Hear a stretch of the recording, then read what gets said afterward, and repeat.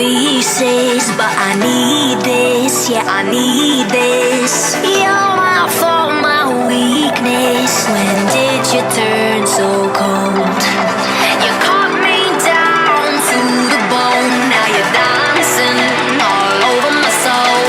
I'm falling to pieces, to pieces, to pieces. But I still stay, 'cause you're the only thing I know. So won't you take over?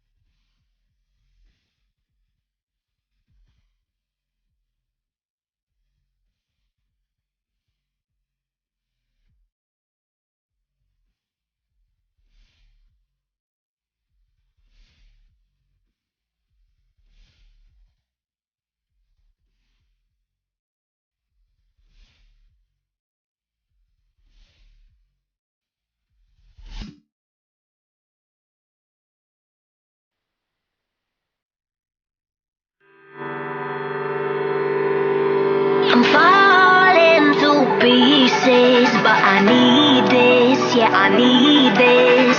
You're my fault, my weakness. When did you turn so cold? You cut me down to the bone. Now you're dancing all over my soul. I'm falling to pieces, to pieces, to pieces. But I still stay, 'cause you're the only thing I know.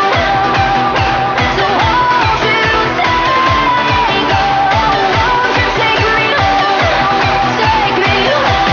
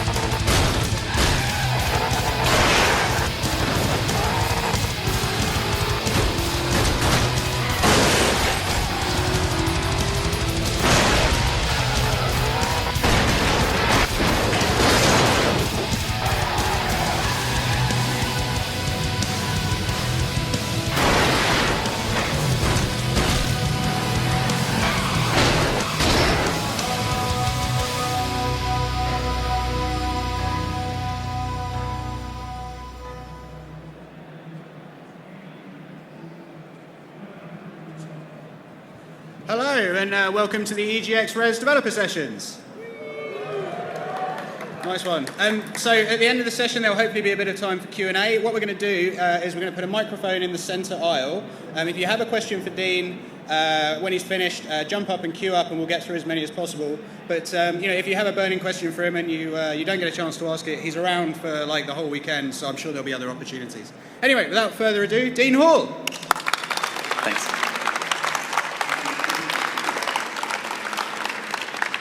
So it's great to be back here at Rezzed. I guess one of the cool things is that it was basically, I guess, 3 years ago that when I first came to Rezzed, we were still with the mod and just getting ready to talk about what was going to happen with the standalone. So I kind of wanted to do something kind of special for this presentation. And what I thought I'd do is actually show off our roadmap, the long-coming roadmap, almost as delayed as our release. I guess one of the big challenges for us has been dealing with the tremendous response from the community in terms of preparing this roadmap. Because we started preparing it last year, and when we sold way more units than we thought, we realized there was a lot more resources and a lot more that could be done. So I guess to recap, the mod was released. It got over 2 million downloads. The standalone was announced. The standalone was delayed. The standalone was delayed again and again. And then finally, out of nowhere, we released at the end of last year. And since then, we've sold 1.7 million units through Steam. Today, we've really decided that our focus is going to be on survival and immersion. We think that there's a lot of things that DayZ doesn't do well. But there's two areas that we think DayZ can really do well, and that's the area that we really want to focus on. So today I'm going to talk about what our key milestones are and describe some of the new resources we've got. So I'm kind of treating this a bit like an investor presentation. The hilarious thing is that you guys are actually the first people to hear it. The team doesn't know a lot of this stuff, and Marek, our CEO, doesn't either. I met him on Wednesday this week, and we were trying to talk about the roadmap, and I was like, it's not finished yet, and he's like, oh well, I'll just watch the presentation on Friday. So there you go. But I guess that kind of outlines what the project is to us. We really do see the community as kind of being our investors, and that's why we hop on Twitter, on Reddit, on the forums, things like that. And I guess, we feel an obligation to answer the community's concerns, and there has been a lot of concerns. We had a lot of trouble getting our latest version out. There was some really big problems when we released it. There was a massive problem we hadn't correctly identified when it was pushed to experimental.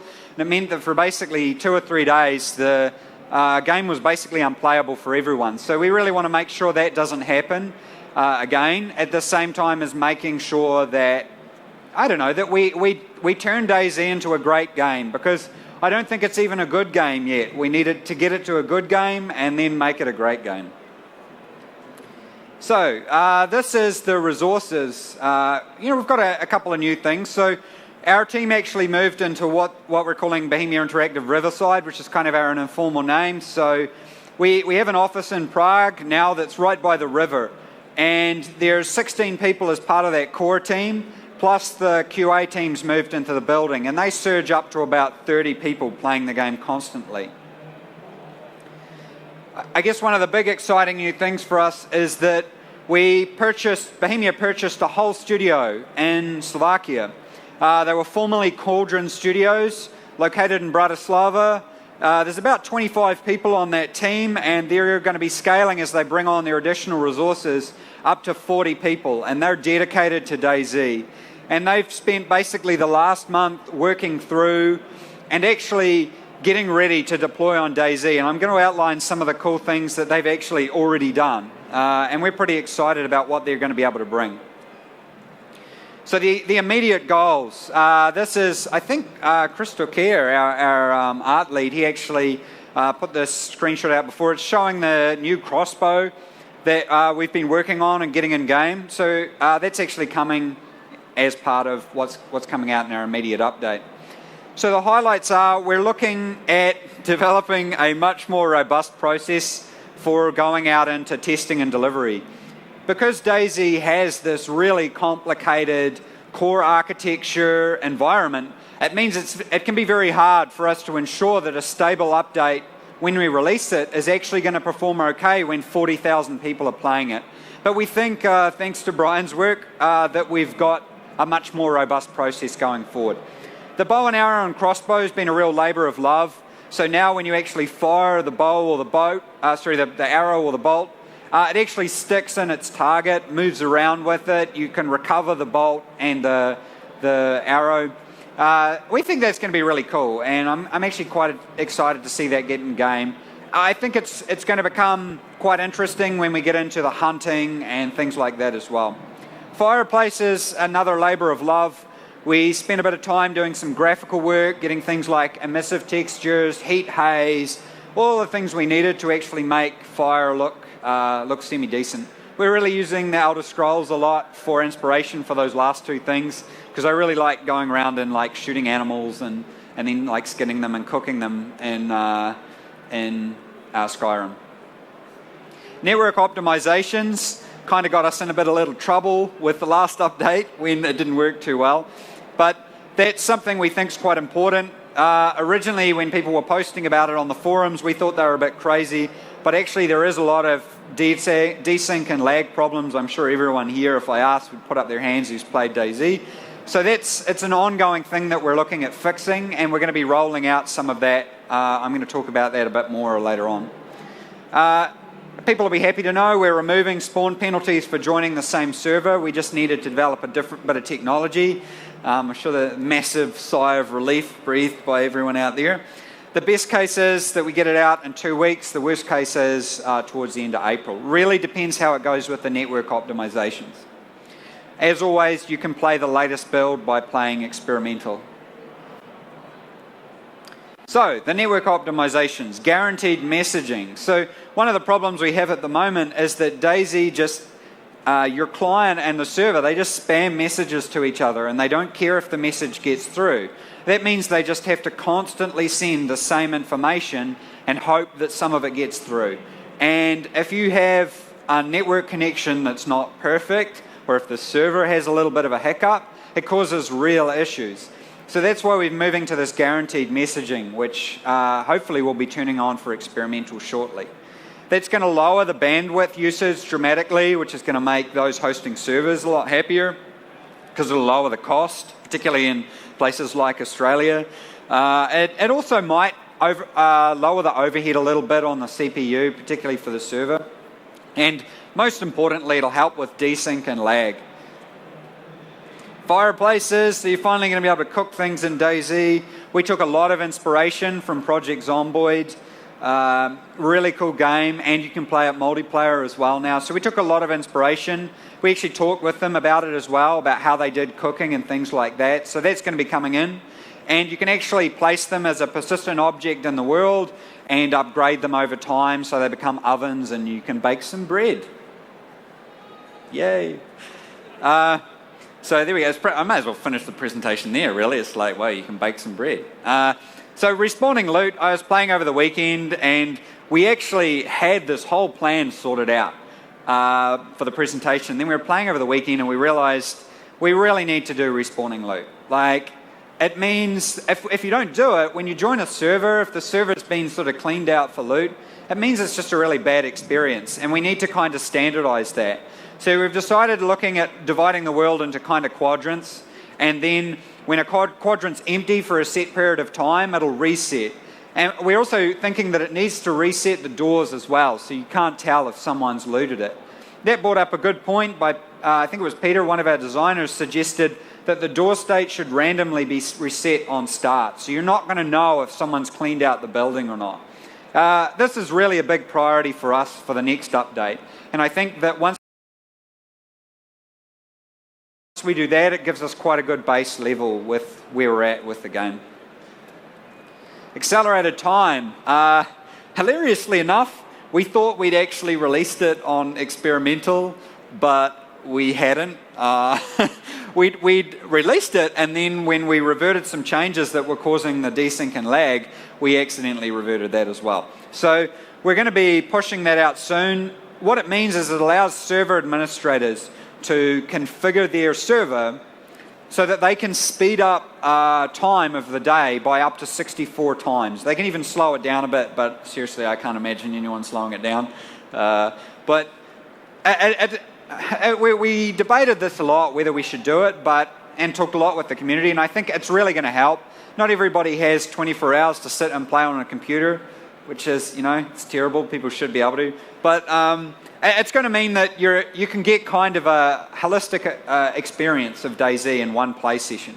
So we're still not entirely sure about how the rules will work for hardcore. We're going to talk with the community a bit more, talk with game server providers, and see something that's going to be workable. But essentially, the way we've got it at the moment is anyone running a server is going to be able to change the amount of time, how fast time passes.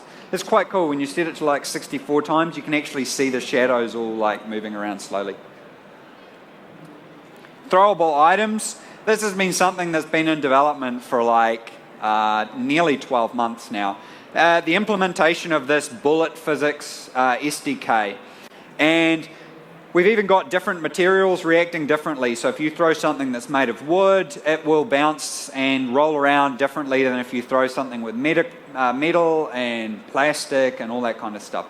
It's all calculated on the server, which is a bit of a gamble from our part, but we felt we needed to do that to stop client-side hacks, because it would really open a really good door for them to make objects levitate around you and do all sorts of cool stuff. So that's coming in very soon. We've been turning it off and actually just having the code running in the background, just so that we could ensure there wasn't too many issues when we deploy it. So expect that to come out on experimental any day now.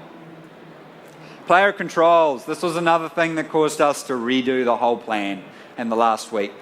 We hear everyone when we had a mouse acceleration option in the controls, and we trolled everyone because it doesn't do anything. It's just a little option that you can turn on and off, and it does nothing. There were some issues in purely implementing it, because we do want to model dexterity in DayZ. That's if you put a whole bunch of attachments on your weapon, you're going to be a lot slower to move it around. We've got a really cool developer called Vespa. He was kind of the guy behind some really awesome stuff for Arma 3 in terms of the player controls and how you move around in Arma 3. He's been working with our programmer to implement a whole new system for doing player controls. It's going to, we want to support dexterity. We want to have the similar, I guess when you go to free look, which is where you hold down Alt, move it around, suddenly the game feels awesome, but then when you try and move your dude around, it's like I think Total Biscuit or someone said it was like, walking around with a washing machine on your backpack or something like that. So we're also looking at, again, using bullet physics for affecting how movement works, things like jumping and that kind of stuff. So it's quite a sweeping change for us to change all that. So the short term, we're looking at more Q2 for the short term here. That's the new pistol, or up there. That's the new pistol that Chris was working on as well. Very cool. So Ragdoll, very close to being done. And again, something that we've been working on for nearly 12 months. We almost thought it was never going to make it in, and then suddenly it started working. So the little screenshot I put there, you can actually see the skeleton of the character itself, and then how the ragdoll's actually oriented on the basis of that, and then finally the skinned player.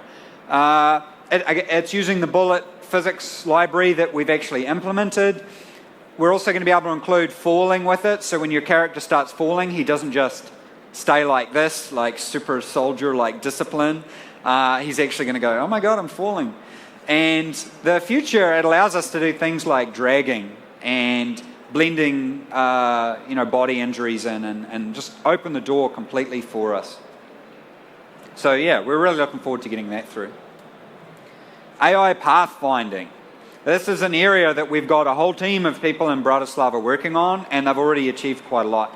This dramatically affects animals and zombies. The techniques being used is to voxelize the terrain. An example of, I guess, voxel game like, Minecraft and stuff like that. Doesn't mean that's how it's going to look, but in terms of how the animals and zombies see it. We have walkable polygons for the interiors, which means that designers and artists can define where and where not the animals and the zombies can actually walk, so that they don't just ignore all the walls and ignore all the tables and everything.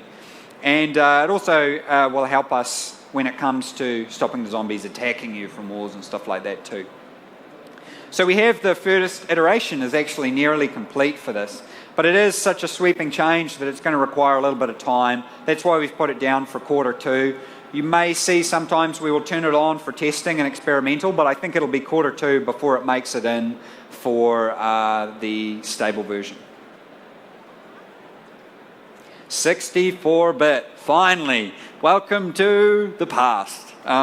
So we've got that compiling now, thanks to the guys at Bratislava. They actually totally shocked me with this, because I was like thinking, it's going to be June before they kind of get up to speed. And I was talking with Mark, and he's like, oh yeah, they've got it compiling in 64-bit. And I was like, what?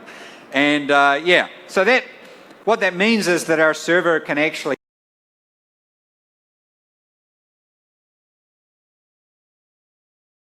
use a lot more memory.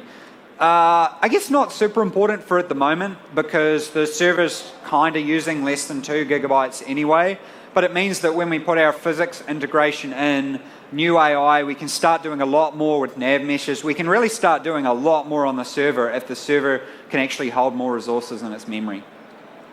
But yeah, it's quite a cool milestone for us, really. The animals prototype, we're not going to have the full implementation, because the team that's working on the pathfinding and the collision and all that stuff, they will then move on to the behavior of the zombies and animals. It's going to allow, the initial prototype will basically just have animals wandering around. You'll be able to hunt them. We're going to have 6 completely new types of animals being done by this team. And it's really going to round off, I guess, our survival side of it. Persistent objects, we were implementing them in Rezzed. Our programmer is kind of a bit of a genius. He suddenly realized, well, hold on, why are we just choosing some? Why are we just synchronizing tents and backpacks? Why don't we just synchronize everything? So that's what we're actually experimenting with at the moment. We can't guarantee that that's what we'll do, but what we're going to do for a start is we're actually going to monitor and pretend we're saving everything to the database for a while, and then see what the load is. And if the load from that is not too bad, then we will actually implement that. Or we might implement that nearly everything saves. Maybe just some things that cause too much performance problems won't save. So that's going to be pretty exciting. It's coming, essentially we're going to start monitoring and pretending we're saving everything from the next update, and then in Q2 we'll actually do the loading. Advanced weather effects, snow and fog. The snow won't settle on the ground, but we want to have pretty little snowflakes falling, the temperature dropping, fog. We want to have that affecting the ballistics of your weapon, same with wind. And I guess the big problem for us is how we visualize to your character that the wind is blowing left or right. Because if you're looking through a scope and you're trying to decide, how much you need to alter the aim off to the left or right, you need to know which direction the wind is. So it's an example of a little problem we need to solve with that. World containers. The new refrigerator is on the left there. And we've got this mostly working. It's basically when you go up to the refrigerator, you're going to be able to look inside it and see some items. Helps us a little bit with performance, means we can have a few more objects in the world, that kind of thing. And then we want to move on to ovens and cupboards so that they actually become something in the real world itself. So in the medium term, and we're talking about Q3 for the year here, little screenshot of another labour of love coming into the game very shortly, which is the AKM. Multi-threading, multi-core. This is something that kind of exists in the engine a little bit, but not in any way that we can really make a lot of use of for DayZ. It's something that we do really want to look at. It's probably going to be a lot more focused on the server though, because once we do a lot of our client-side updates to the way the client actually works, it's not going to be as important because most of the calculation's done on the server. It just means it's going to mean that we'll be able to do more of kind of everything, like a lot more. And we'll also be able to provide a lot more flexibility to server providers. So if you've just got a small community who wants to have your own server, maybe even on your own hive, you might not need a very powerful computer and you can scale it back. But then for really large communities who want to have 100, 200, maybe more players, they'll be able to dedicate a whole, 8 cores to DayZ and reach that. Advanced animals. This is where we move into hostile animals like wolves, maybe bears, stuff like that, as well as our neutral animals like rabbits and zombies and that kind of thing. And then on to companion animals. We talked about dogs as a definite. Horses is very much on the cards, but there's a lot of experimental work we'd have to do to get that in. New zombie behaviour. Again, a collective sigh of relief, I'm sure, from everyone. We want to make them more responsive. We want to change particularly the way that stealth works in the game, because it's really just not that much of a priority. In fact, because of what we had to do to get the larger numbers of zombies working, we kind of had to abandon a bit some of the more stealth aspects of playing as a player. So we want to bring those back in. I think we're going to be able to stabilise zombies a lot more in quarter 2, and then when we get into the future, we'll be able to improve it a lot more. We want to centralise the loot economy, taking a lot of advice and support from the EVE guys with this, so that we can actually control the amount of night vision goggles, control the amount of advanced weapons, all that kind of stuff globally over all servers on that hive. And I think that's really going to dramatically change the way the game works. It's certainly going to make wearing night vision goggles a dangerous proposition. Barricading. We have taken a lot of inspiration from the Dead Lingerer. I think they have a really, really awesome barricading system. And that's really what we're going to push for. And I think it's going to be really cool. Be able to put wood on top of windows, be able to barricade doors, all that kind of stuff we want to move in. We want to have it persistent to the server that you're located on. And yeah, I think together with the advanced zombie mechanics, where the zombies will come up and bang on your door and break down your barricade, I think it'll dramatically change the game.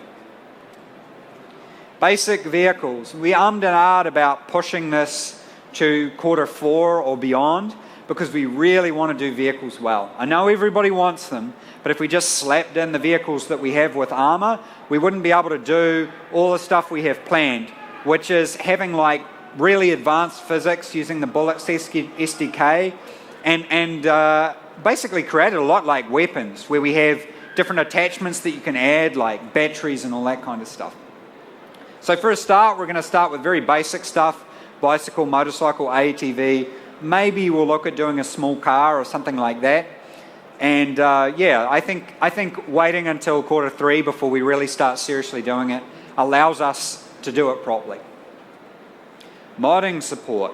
So we already actually support modding, and we could turn it on. We just lock it down with how the signatures work, because we need to get the basic architecture to support it all, and how we deal with it with different hives and all that kind of thing. So we have this one standardized experience, and then we let the community run with it. Because I think if you look at DayZ the mod, they've just been able to take it to tremendously awesome levels with all the different mods. Some of them even started coming out on Arma 3 with fantastic stuff. So we really want to get in and support that, and mix it in with Steamworks. Player statistics. We actually already have the full support for Steamworks achievements working on the server, but because the game has so many bugs, we don't want to turn it on until we're sure that the game is stabilized a bit.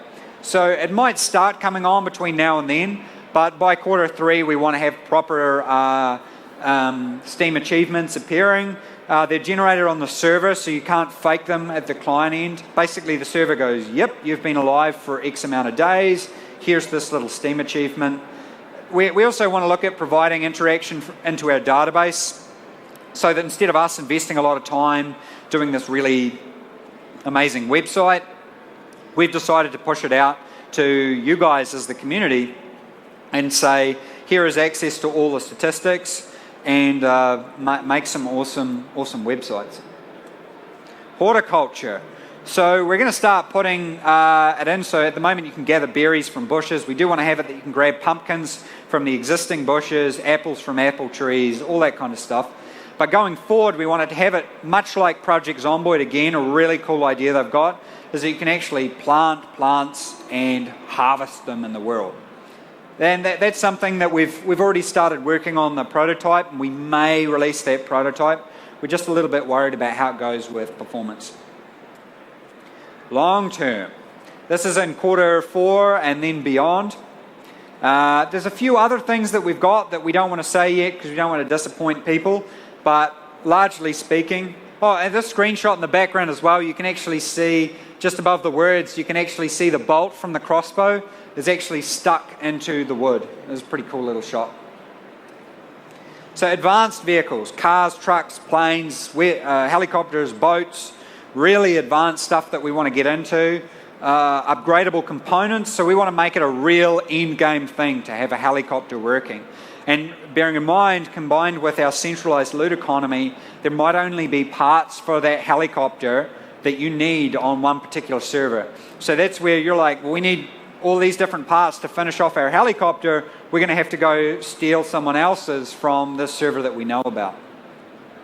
Yeah, so I think we're just going to edge in because it has a lot of issues for us with things like the network bubble and that kind of stuff, because we need to start increasing the amount of information available, but also being selective so we don't have too bad desync for those people operating the vehicles.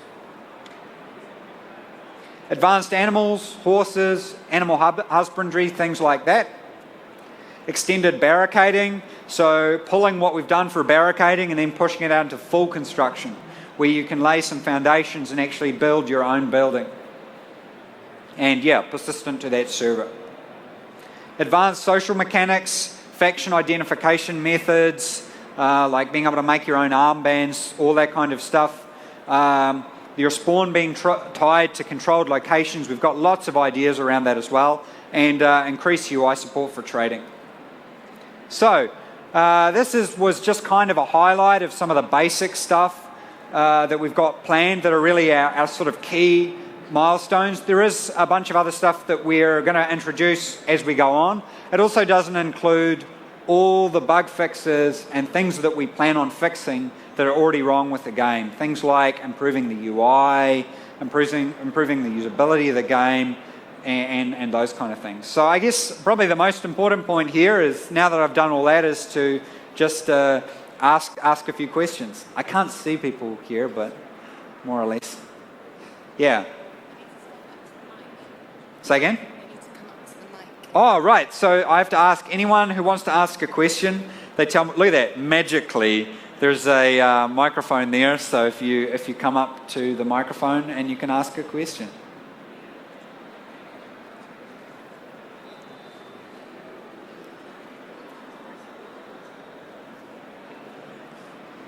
Hi, Dean. Hello.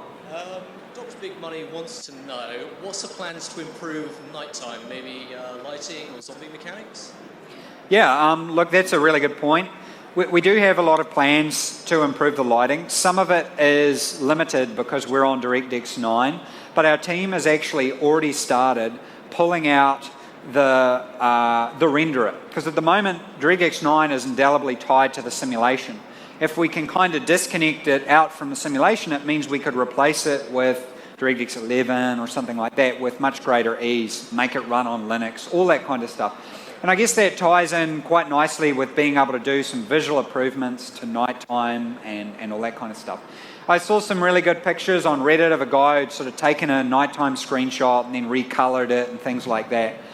It is hard because DayZ is a seamless game. It goes seamlessly from day to night, and it also uses real-world position of the sun, real-world position of the stars. So it's not easy just to, we've got to deal with things like HDR that has to be able to deal with a situation where it seamlessly goes from midday to dusk to night, and then maybe someone shines a torch at it, all that kind of stuff. And that's the main issue we have to resolve with making nighttime look better. As an example, in Armour 2, running DayZ, nighttime, there were no materials shown, so it was all just flat colour, no normal maps, no nothing. And Meaver, our graphics programmer, he managed to get a full super shaded materials working. So I have no doubt he'll be able to help and make things look a bit better. Okay, fantastic. And just a second question, do you have any plans to implement the rivers from VBS? I think if we're going to, VBS is really oriented to, I guess, that MilSim side of it. So in terms of inspiration for rivers, I'm much more interested in what Skyrim did. We've already done a little bit of prototyping with how we can do that. It's not on the roadmap at the moment because I guess we don't see it as a key aspect, but it is something that, for example, if we're able to hire more resources onto our team and actually grow to that point, we'd be able to add new stuff to our roadmap that we don't have here. It's not a question of money with that though, it's really being able to find the right people to bring them on the team. So if we're able to find a whole group of new people that we can attach to the team, we could get a bit more ambitious with some of the lower priority world stuff. Okay, thanks for your time. Hi, yeah, I know you said that you'd be introducing time towards the admins of the server, and obviously what I'd ask is, what about food and hunger times? I know it's not balanced perfectly yet, but would you be able to give the control of balance towards admins to balance their own decisions and how fast they get hungry or thirsty? Absolutely. I think server admins are getting a bit of a raw deal at the moment, and kind of our gesture of offering is accelerated time. Thank you for paying all that money to host a server. Here, have some accelerated time. So yeah, that's an example. We just want to slowly start moving stuff towards the server admins. Cool. Thanks very much. I've got 2 questions. First one is, when are you expecting to get the full release out? Say again, sorry? When do you expect to get the full release out? Full release. I think probably we'll finish.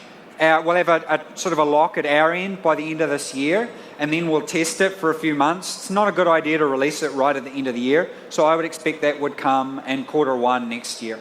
And what's your favourite Pokemon? Pikachu, definitely Pikachu. He's so cute. Magikarp's better. Fair enough. Magikarp's way better. Oh God. I was just thinking, do you think you've sacrificed some part of the fun in the game for realism? Yes, absolutely. A good example would be the fact that you can't move the player very well at the moment. And instead of us just implementing a very Counter-Strike style, your character instantly turns when you move the mouse, that does sort of sacrifice some of the fun of it a bit. And I think that's the precarious balance that we follow. You sort of have realism on one end, and then to an extent you can kind of have fun on the other end. We try and be sort of in the middle ground of authenticity, because I certainly think if we made this as a real scenario, it would not be fun. I don't think, well, there's probably some people who would think that the apocalypse situation would be fun, but I think modelling that completely, not so much. So yeah, and that's kind of the balance, the line we need to walk. Cheers. There was recently a Q&A on Reddit with Stenchy about underground areas. I was just wondering if you could cover anything on that. Yeah, so you'll notice it's not on the roadmap. I guess the importance is, and what really the last month has kind of taught us, is how much we make sure the core pillars of the game actually work. And that's why you see that not there. It's not something we'd write out for doing in future, but I think for this year we need to have achievable goals so that we actually meet those goals. You see I've put quarters to them. I hope that as we go we're able to actually line them up to dates and say on this date we're going to hit this. But reaching that point is going to be a process. So there's just, I guess, no more information on large-scale underground structures at this point. There was quickly a question from my mate.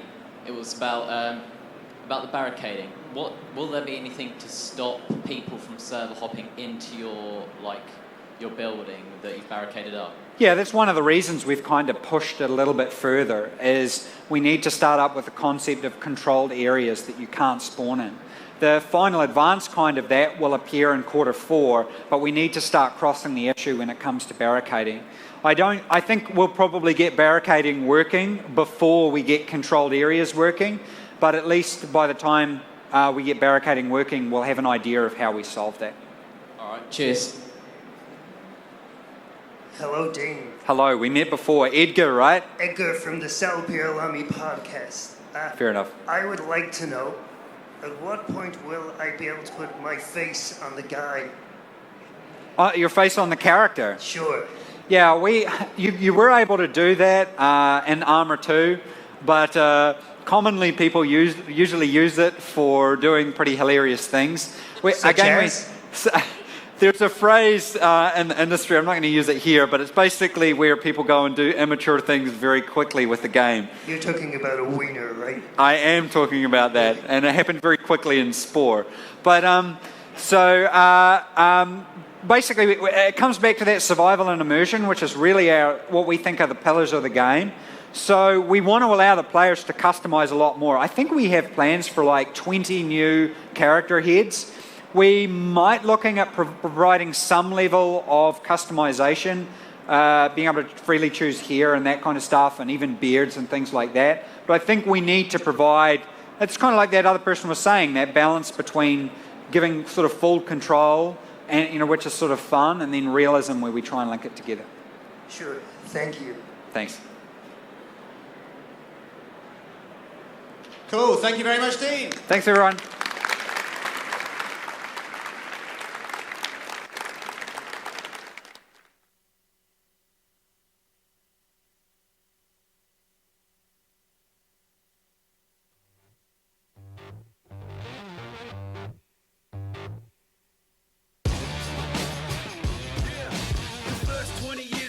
Someone's agitated, do something until you can hear it at night. So you turn out just right, just like them. Blood mean nothing, no trust, no friend. If you thinking you can't live till you die, well life's a piece of cake, but someone put a dick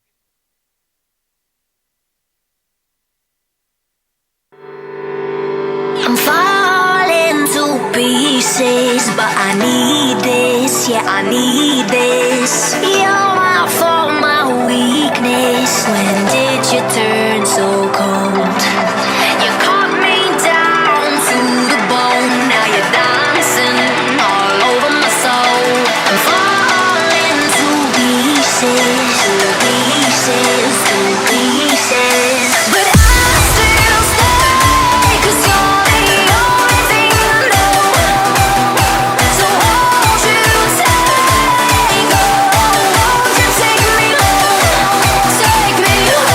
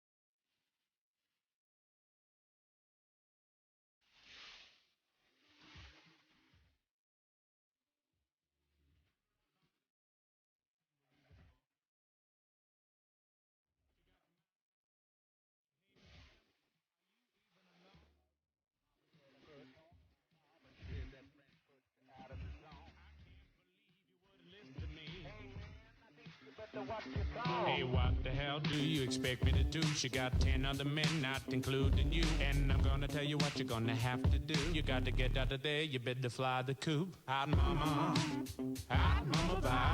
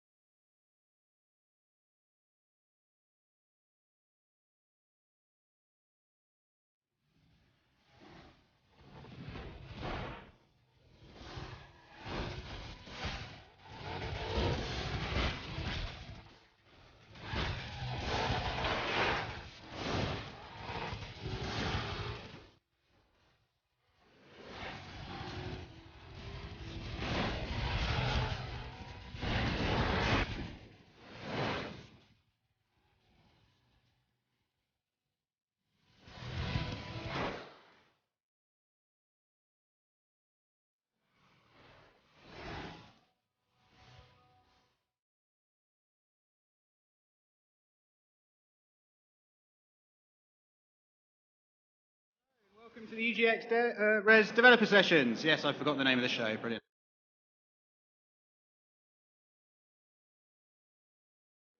At the end of this session, we'll hopefully have a bit of time for questions. There's a microphone in the center of the room. There will be a spotlight on it, so you'll be able to see it.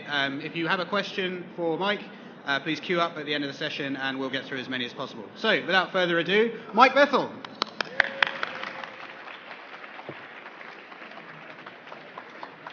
Hello. It's a bit weird following Carmageddon. I like that. I need the funky music from when we were sitting down playing the whole time I'm doing this. If we can just bring that up, it was good. Anyway, hello. I'm Mike. I made a game called Thomas Was Alone, which was about rectangles with emotions and stuff. Did anyone in the room buy that game? Was that? Thank you. You paid for this. So I appreciate your time and your effort and your money. It's very kind of you. I'm very sorry, by the way, the low in the room. That is because there is a background noise in this game, which is like an aircon, kind of to signify the cool tech environment you're in. Through these speakers, it sounds like everyone's got a really bad rumbling tummy, which doesn't really create the kind of mood I want, but we'll go with it. So this is Volume. It's my second game.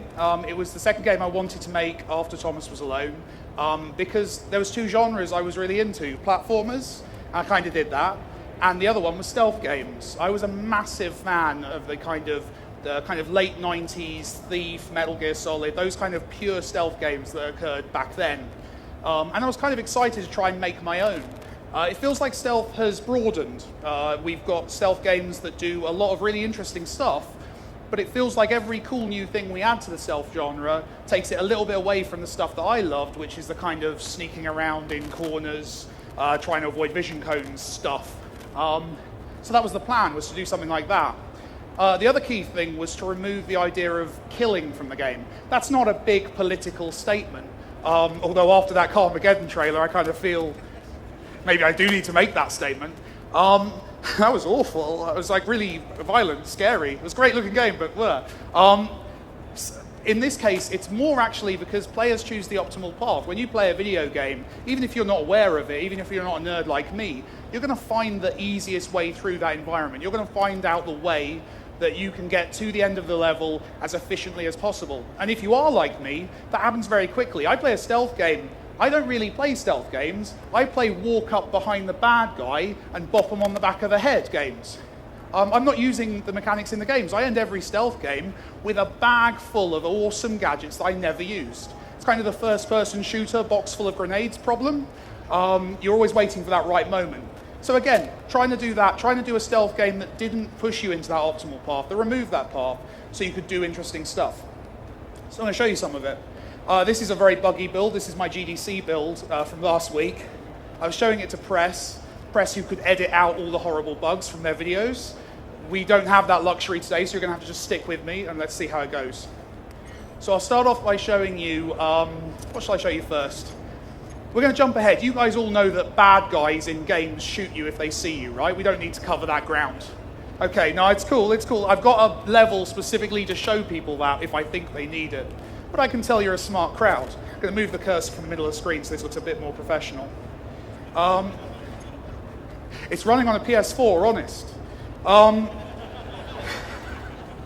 So I'm going to show you the first level. Well, actually, it's the fourth level on this demo. So this character here, this is Loxley. This is the character you play as in the game.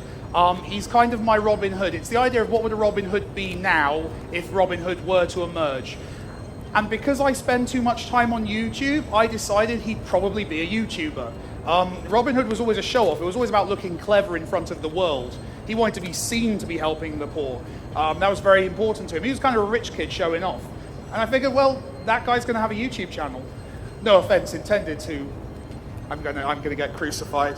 So the objective of every level is to move around. You collect all the gems. When you've collected all the gems, the exit opens up and you can leave the level. It's that simple.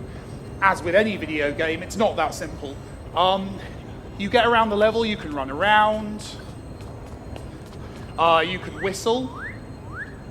You can probably hear that whistle over the low bass hum that we've got for this entire game because I didn't refactor the sound for this, but you get the idea. You can do the standard things of going into cover, sneaking around, that kind of old school stealth. The animation for that corner turn has been sat in my email inbox for about 2 weeks. I'm wishing I'd done it now, I'm seeing it on the big screen, but let's just pretend that's to ease speed of play. But crucially, you have gadgets in the game, so you can pick up these objects. This is a bugle. None of these are violent, none of these allow you to kill enemies. They're all crowd control tools. They're all there to, oh, just running into a wall there. They're all there to basically allow you to work your way around guards. You can see I've filled up my money bar there, which has opened up the exit, which is creating an even larger bass hum, which is going to make you all a bit uncomfortable. But we're going to go for it. Here, though, we have this enemy. Now, this enemy's a guard, and unlike most stealth games, he's a really good guard who knows to just keep watching. He's not going to walk off or have a cigarette. We have those enemies in here, but this guy, he's actually paid attention at guard school. So we need a way around him. But what I can do is I can use the bugle, which is this gadget here. You can see I'm using that line to aim. Basically, you aim, you press once, you press again, and it makes a noise. And the guards will walk over to where that noise comes from. So you can use that to distract them. So here I'm going to use it very simply just to get this guy out of the way. He'll go and investigate. I can get to the exit. He's going to turn, but it's too late because I've won. Right. Now I'm going to cheat. I'm going to show you a level that I demonstrated at Eurogamer in London in the hope that none of you played that demo. If you did, the next 5 minutes aren't going to be very entertaining, but we're going to keep going because we're here now and it's warm. There we go. I changed the color of the walls in the hope that people wouldn't notice. So here we have a more complex environment. This is enemies patrolling. I'm going to pick up the same gadget as before, the bugle, but I'm going to have to use it a bit more intelligently this time. So let's grab that one. That was quite easy. Again, quite easy. These force fields here in front of me, these white blocks, enemies can walk through, but I can't unless I spend a little bit of time deactivating them, which opens up this space. I'll go in here, and I'm kind of out of the way of this guy. He can't see me, he's not near enough. But these guards down here could very much see me if I run towards them. Again, good guards. But what I can do is I can use this to kind of redirect them out of that space. So I'm just going to wait for the guy on the left to move out of the way so I don't need to. I'm a good player. I've played this game a bit. So let's go there, make a noise, and I can make a noise down here. They'll go there, I can sneak past. They'll walk into that wall, but we'll ignore that. and we'll cut that out of any later versions of this video. You can see they're now there, but stupidly I've caught the attention of this guy here, so I'll just let him kind of walk around. He's going to do his thing, but he'll eventually give up. And I'm good. They'll have slightly more voice clips in the final game than the same line over and over again. That's a lesson I've learned from a few recent stealth games. If I just leave them out there, I can go here, hide in this locker, wait for them to go back, and I've got those gems. That leaves me with just one more gem to get. Let's go around here. Should be okay. Nope, no, not okay, not okay, not okay, not okay. Let's let him go past. This way. Now you can see they're not very realistic AI, but that's that kind of old school stealth thing. As long as you stay out of the vision cones, they have no awareness of you unless you make noise. I'm going to go into this corner here, which is kind of a dead zone which he can't see. I'll let him do his thing. He's not going to see me. He'll walk off. Once he's a distance away, I'm going to distract this guard into this corner. And hopefully I can get in and out before he sees me. But he's seen me, so he's going to chase me. But the exit's there. This guy's going to see me too, but screw it. Right. And I'm out. Okay, I'll show you a couple more gadgets now, just because it's not all about that one bugle. As much fun as that is. You can see here the level of preparation, that these are all marked GDC, but the one at the bottom is called the Rezzed level. This was made yesterday, so it's probably broken, but we'll see how it goes. I actually streamed the production of this, so if you go to my Twitch channel, you can actually watch me make this level, if that intrigues you. Okay, so the first gadget I've got here is the Ood. It's similar, oh dear, should have been paying attention. There we go, he's all good. I'm showing you the stealth mechanics. The Ood is, they're going to set off alarms and start investigating what just happened, but I'm sure it'll be fine. Oh no, that guy's coming around, okay. Okay, I should be alright. So the Ood is sort of like the bugle from earlier, in that it makes a noise, but it's slightly different insofar as you stick it to surfaces. So I'm just going to stick it to this wall here, with a massive bass tremor there. I apologise. That's going to stick to that wall. I'm going to go round now to the other side of that wall that he's kind of so brilliantly guarding. Stay out. Oh no, he can't get to me. It's fine. Slide under this wall. Again, animation pending. This is an insight into game development that you're getting here. I hope you appreciate it. I'm going to grab this gem here. I'm going to wait for this gentleman here to walk away. And I'm going to set off the noisemaker I planted a little bit earlier. Once he's gotten out of the way, I think that's fine. He'll go and investigate that. I'll grab this, hide behind this wall. Got away with it. I'm just going to show you one more part of this level. Obviously, you're going to want some slightly more powerful abilities. You're not going to be able to kill anyone, as I said. I can use this to change rooms, to teleport, basically, across to there. I've got the blackjack here. Now, the blackjack, Thief fans will get the reference, hopefully. This knocks out enemies. But unlike most stealth games, it doesn't knock them out forever. It knocks them out for 5 seconds, just because I'm a horrible person. So if I just knock this guy out there, he's going to go to sleep, giving me time to get around him. He's not going to wake up happy, though. He's going to wake up, he's going to wonder what the hell just happened to him. But that's fine, I'm already gone. Same with that guy. I'm actually going to stop playing. Oh no, actually, I'm going to win this level. Screw it, I can show off in front of a room full of people, I will. Down there, should be able to get away with this. Teleport back. And now I need to find the last gem, which I think is up here somewhere.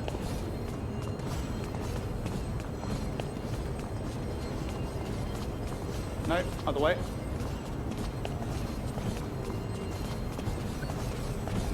It's way too many enemies in this level. Oh god! No, no, no, no, no, no, no, no, no.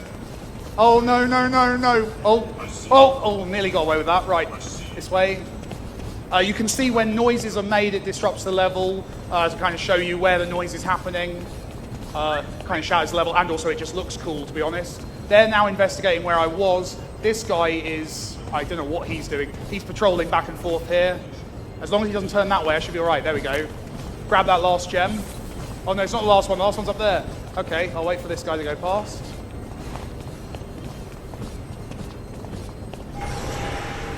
And that horrible feeling in your innards denotes that the exit's now opened. And I'm going to go round.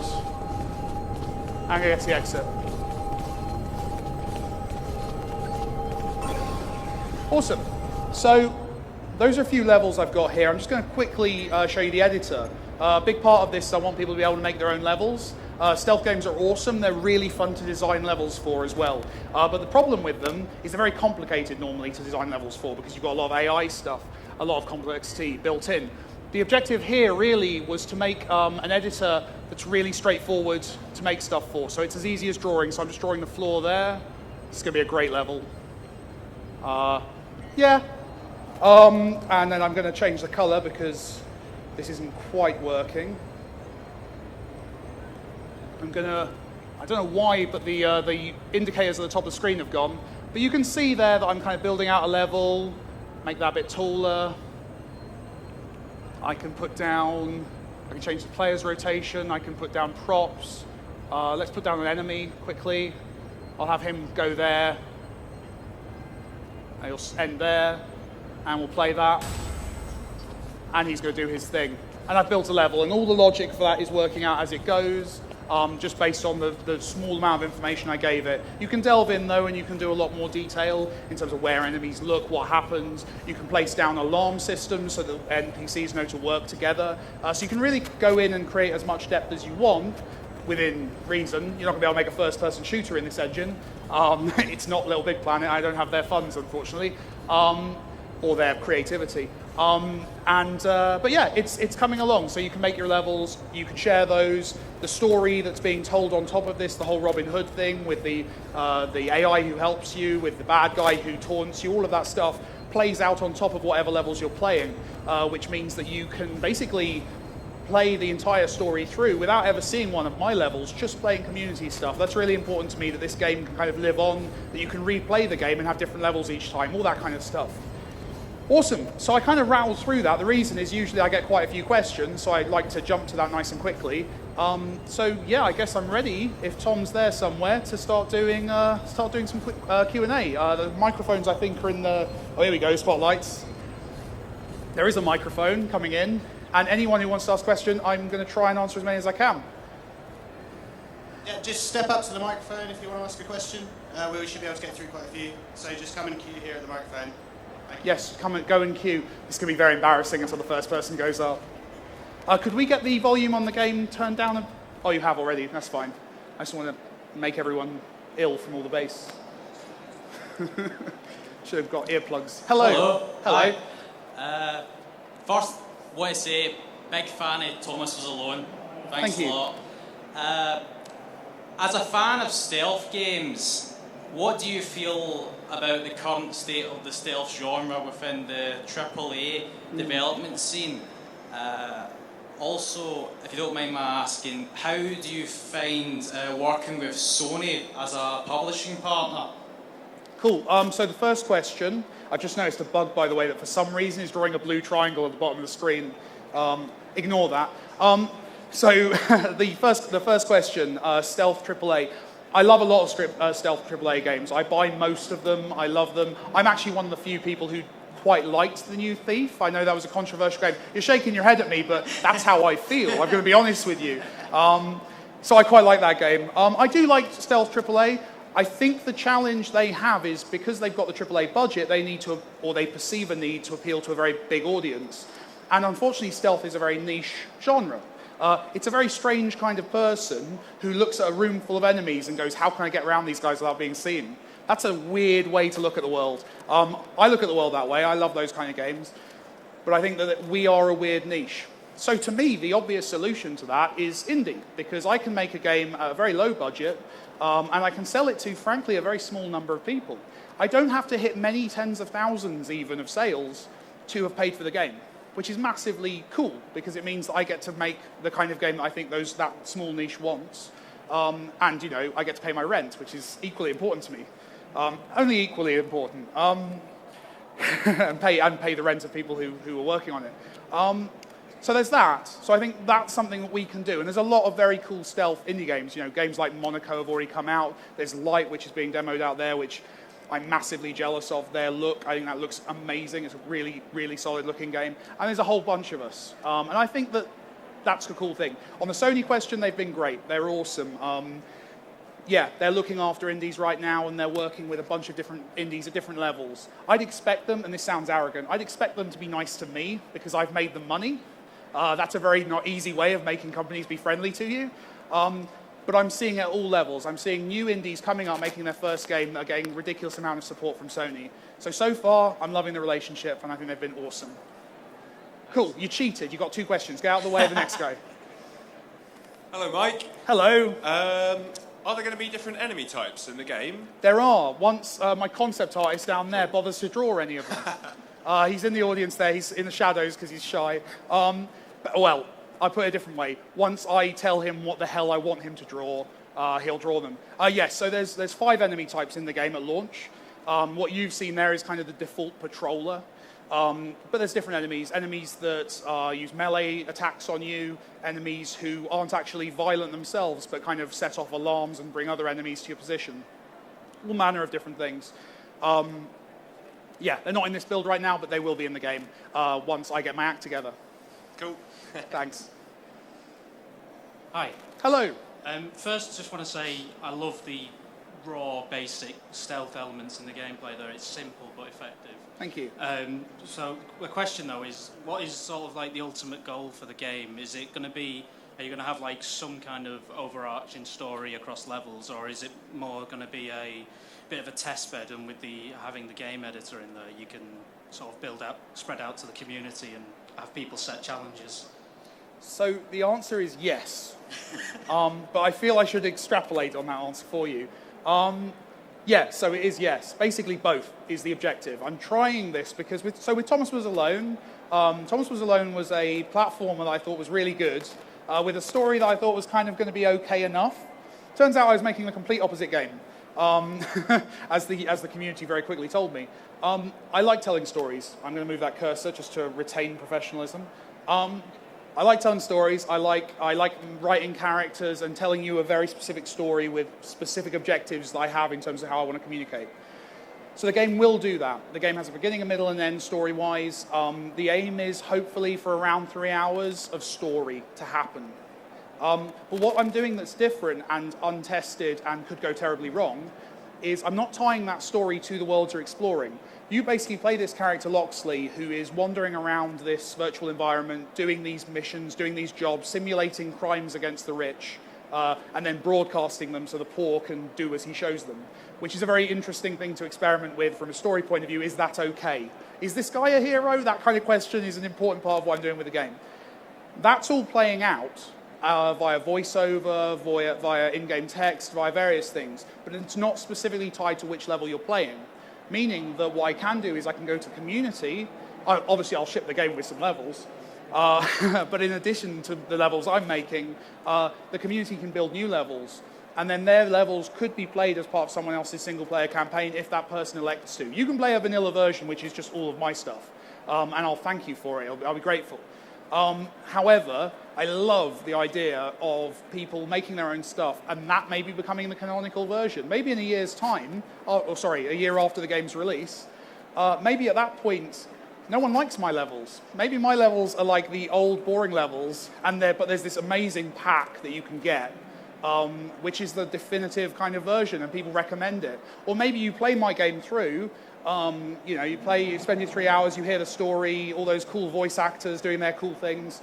But then, 6 months later, you want to play it again. You can play that whole story through again, but with entirely different levels. I know that's something I'd love in single-player games, is if I could because I often want to replay single-player games for the story, but I'm not that fussed about doing the same puzzle solutions that I already know. So hopefully I can kind of get the best of both worlds. And a big part of that is how the levels are saved. They're just text files. They're literally .txt files. They're all of the maps in a very human-readable format, which means people can share them, chuck them in an email, or, use my official servers once I make them, and do your own thing. So hopefully freeing that up, because I love that stuff. I love people being able to do their own thing. I hope that answers it. Yeah, thanks. Awesome. Hello. Hello. The art style, it's very apparent. What, inspirations have you had for the, So I'm going to take credit for my art team's work here. Yeah. One of them's in the room, but he's being quite quiet, so I should get away with it. So the big brief, the idea was, so let me go back. The big thing visually that I loved and that I kind of wanted to emulate was I really like the Iron Man movies, and I want Tony Stark's basement. I want that hologram room that does all the crazy stuff. So I knew I wanted to make a game that you played in a kind of a virtual VR environment. At this point, I wasn't thinking about Metal Gear Solid VR missions. Obviously, there's some overlap there, but we're moving on. So I knew I wanted that, so I wanted to do like a futuristic. There's no light over there. I'm going to come back here. Am I just messing with the lighting guy? When I come over here, does he turn something on? No. Yeah, so I wanted to do futuristic. I'm being trolled now. I wanted to be futuristic. I wanted to do something that was kind of near future techie. But I also wanted to do the whole Robin Hood thing. So the real brief was basically just going and finding cool medieval things that we knew we wanted to reference and working out how you could kind of combine those with modern day stuff in order to create something that looked a bit weird and futuristic. So I bought Daz the Concept Artist every box set of Game of Thrones. And, you know, Robin Hood, Prince of Thieves, which has got some interesting ideas. All this stuff, and we just kind of plowed through this medieval stuff. And what we found was there was loads of stuff that would look cool in a modern context. So as he's on the screen, I'll use Loxley as an example. He's there wearing a gauntlet, which is kind of, in our narrative stuff, that's his kind of interaction with the world. But it looks like a gauntlet. It kind of hits into those keys. On his back, he's got the battery pack that powers all that kit, which is sort of in the location and shape of a quiver, that kind of stuff. Our enemies, those enemies you saw running around earlier, they're not firing guns, they've got crossbows, they're doing this kind of stuff. And what we found was the more we pulled in kind of medieval fashion, design, art choices into our world, the more it started to look like a weird futuristic environment. And actually, it kind of did our job for us to an extent. So that was it, really. We just kind of tried to bring all that stuff together, and it's coming together. We've still got a lot of work to do. There's still a lot of stuff we want to do, but it's getting there. It's getting there. Thanks. Cheers. Hello. Hello. Yes. You say that you get inspiration from Metal Gear Solid, other stealth games. But what elements did you come up with yourself? You know, what differentiates it from? None of it. It's all Obviously. stolen. It's a clone. I'm so sorry. I've been found out. So what's interesting about doing a game which is kind of, I guess it's nostalgic to an extent in terms of how I'm designing it, is it's the game that I wanted when I was 15. Is what you realize is your nostalgia is a lying thing. It's not trustworthy at all. You go back to these games, you go back to that era, and you notice that there's a lot of stuff that, while awesome back then, doesn't make sense. And you have to kind of update things and tweak things. A good example of this is cover. So cover in a stealth game. It's a really interesting challenge to get that right, because you want something that feels fluid and intuitive, but that you have complete control over. Because if you've got a guard right nearby, you don't want to have to guess whether you'll go into cover or not. You want an absolute certainty there. So in the old Metal Gear Solid game, Thief doesn't really do cover in the kind of the original Thief games, but well, it does, but you walk behind a thing. Metal Gear Solid locks you into this cover, but it does it automatically when you push into that wall, which actually, when you go back and play, it doesn't feel great because you don't know where you're going. Also, the camera kind of comes into a really limited view or kind of down the corridor, which again, back in the late 90s was incredible and cool and innovative. But now you go back and you're like, I kind of want to see what's going on. So in that specific case, I kind of stole the cover system, kind of similar to Splinter Cell, but kind of simplified, the new Splinter Cells, in that you hold a toggle down to kind of keep you in cover. As long as you're holding that toggle, you're in cover. If you release it, you're out, which just immediately made that feel more intuitive. And also when you go into kind of a corner view, it actually pulls out the camera to kind of a top-down view. So it's that kind of stuff. It's more of an iteration. I'm not presenting this as the world's most innovative video game ever. It's clearly not. It's got a lot of roots in these old games. But hopefully I'm bringing some new stuff in terms of bringing it up to the modern day and making something that feels really good to play. That's the core for me. I spent a year making sure Thomas jumped right and Thomas was alone. This has been a nightmare of complexities for me to kind of get it feeling great. So I hope I'm doing that. We'll see. You're ultimately going to be the judge. Cheers. Thank you. Afternoon, mate. You're right. Hello. You're the chap who had a selfie taken with me earlier, aren't you? Embarrassingly, yeah. Yeah. It was lovely, I'm sorry by the to way. mention Thank that you. in front of all these people. But it was cool. I saw it. You tweeted it. Absolutely, yeah. I look really grumpy in it. I think you caught me too early in the morning. I think you look like a very a very important creative who I've bothered before he's had his bacon butty, maybe. I wish more people had. But Okay. we're wasting these people's time. Yeah. Questions. Go on. How did, if Thomas was alone, wasn't as successful as it turned out to be, how would that have affected volume? And how will the success of volume affect the development of whatever comes next? It's really simple. If Thomas Was Alone hadn't been a hit, there would be no volume. Thomas Was Alone was a game I made in my evenings and weekends while having a day job. It was a day job in the games industry. I was making games. I wasn't down a mine. It was an awesome job. But I wasn't happy because I'm that guy. So I was like, yeah, I want to make my own game. The profound arrogance of the indie game developer. But yeah, so basically I made that in my own time, and it did well enough initially, but then it went kind of crazy and scary.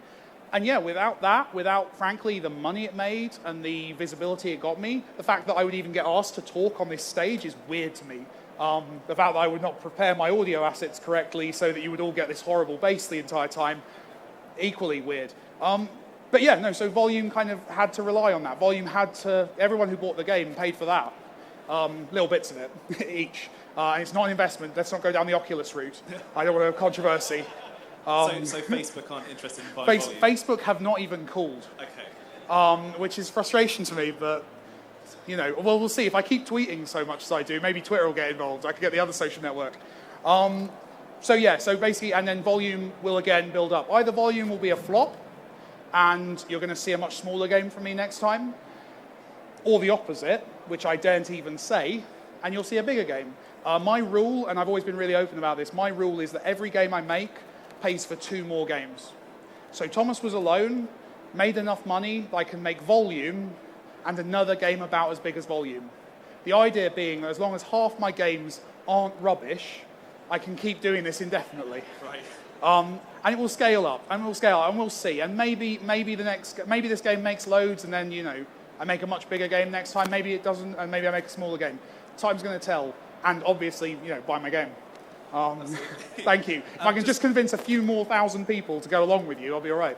Just quickly. Yeah. How long did you agonise over the name before you decided on Mike Bithell Games? Mike Bithell Games is not the final name of my company. Okay.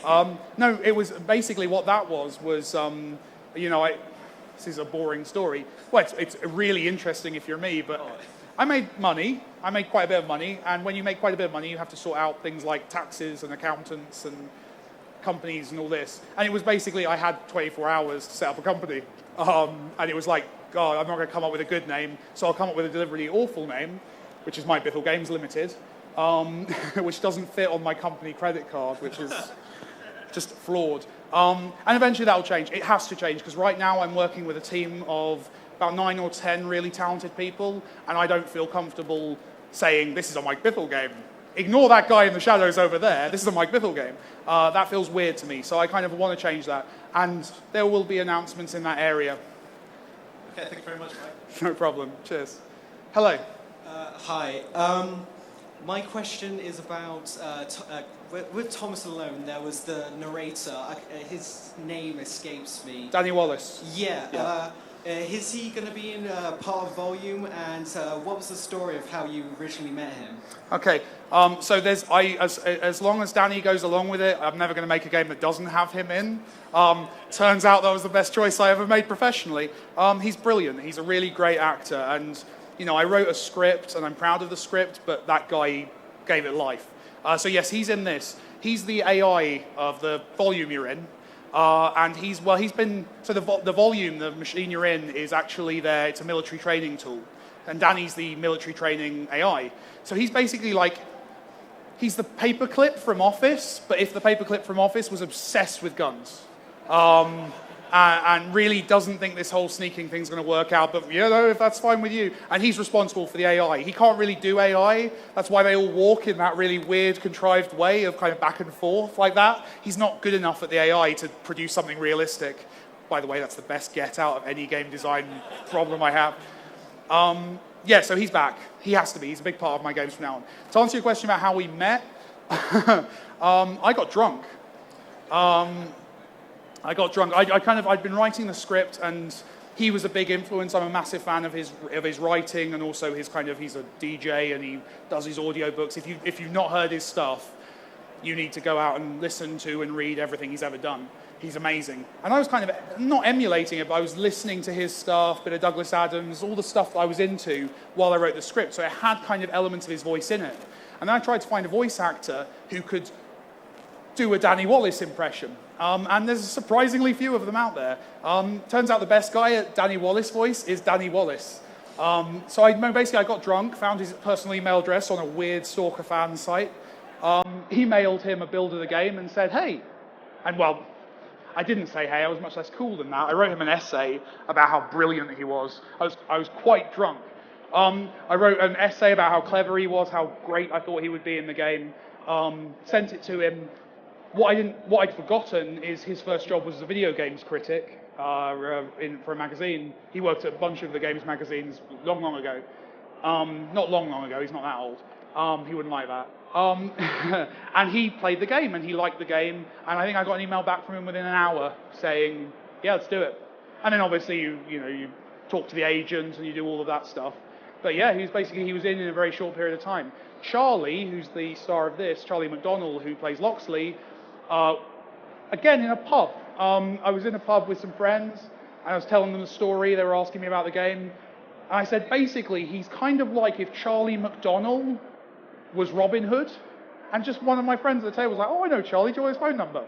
And I don't know how these things keep happening to me, but they do, and I'm not going to question it. So yeah, that's my answer. All right, okay. Thanks a lot. Is there any more questions, or is Tom coming up to end up? Conveniently, we have actually run out of time. Oh, so okay. Thank you very much to Mike. Thanks, everyone. Cheers.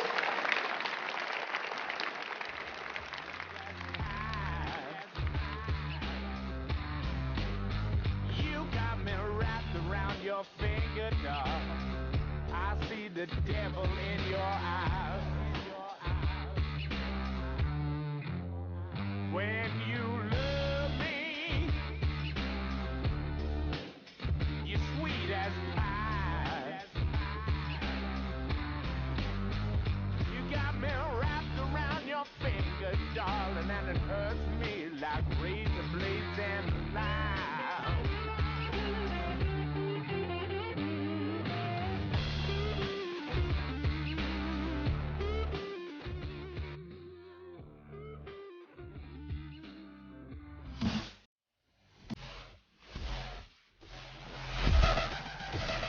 I like the sounds of tomato.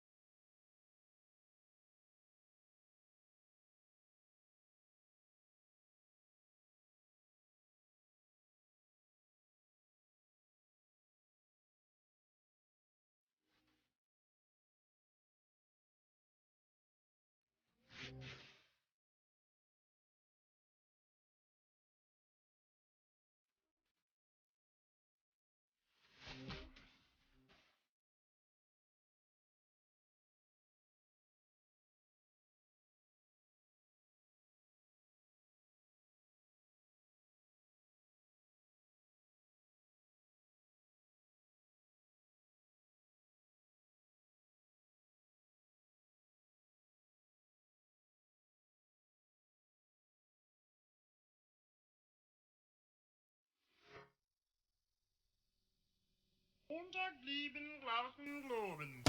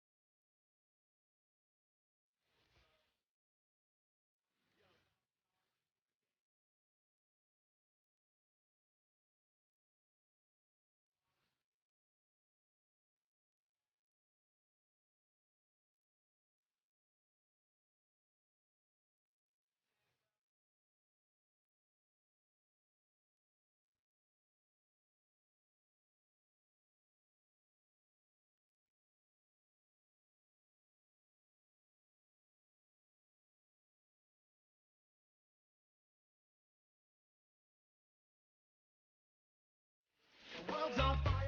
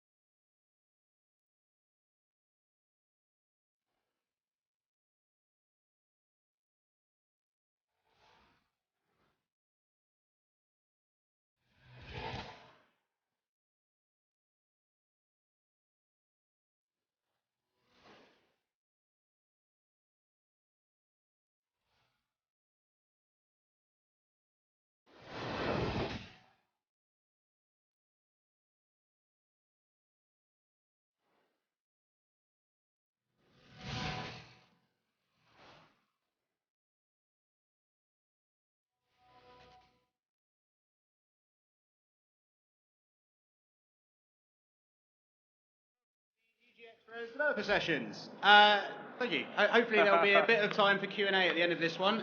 We'll have a microphone in the middle of the room, so when these guys are finished, if you have a question, just line up at the microphone and we'll get through as many as possible. So without further ado, please welcome the guys from Relic.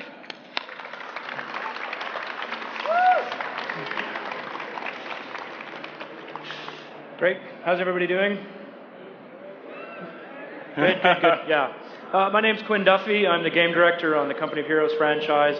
With me is Greg Wilson. He's the executive producer on the Company of Heroes franchise.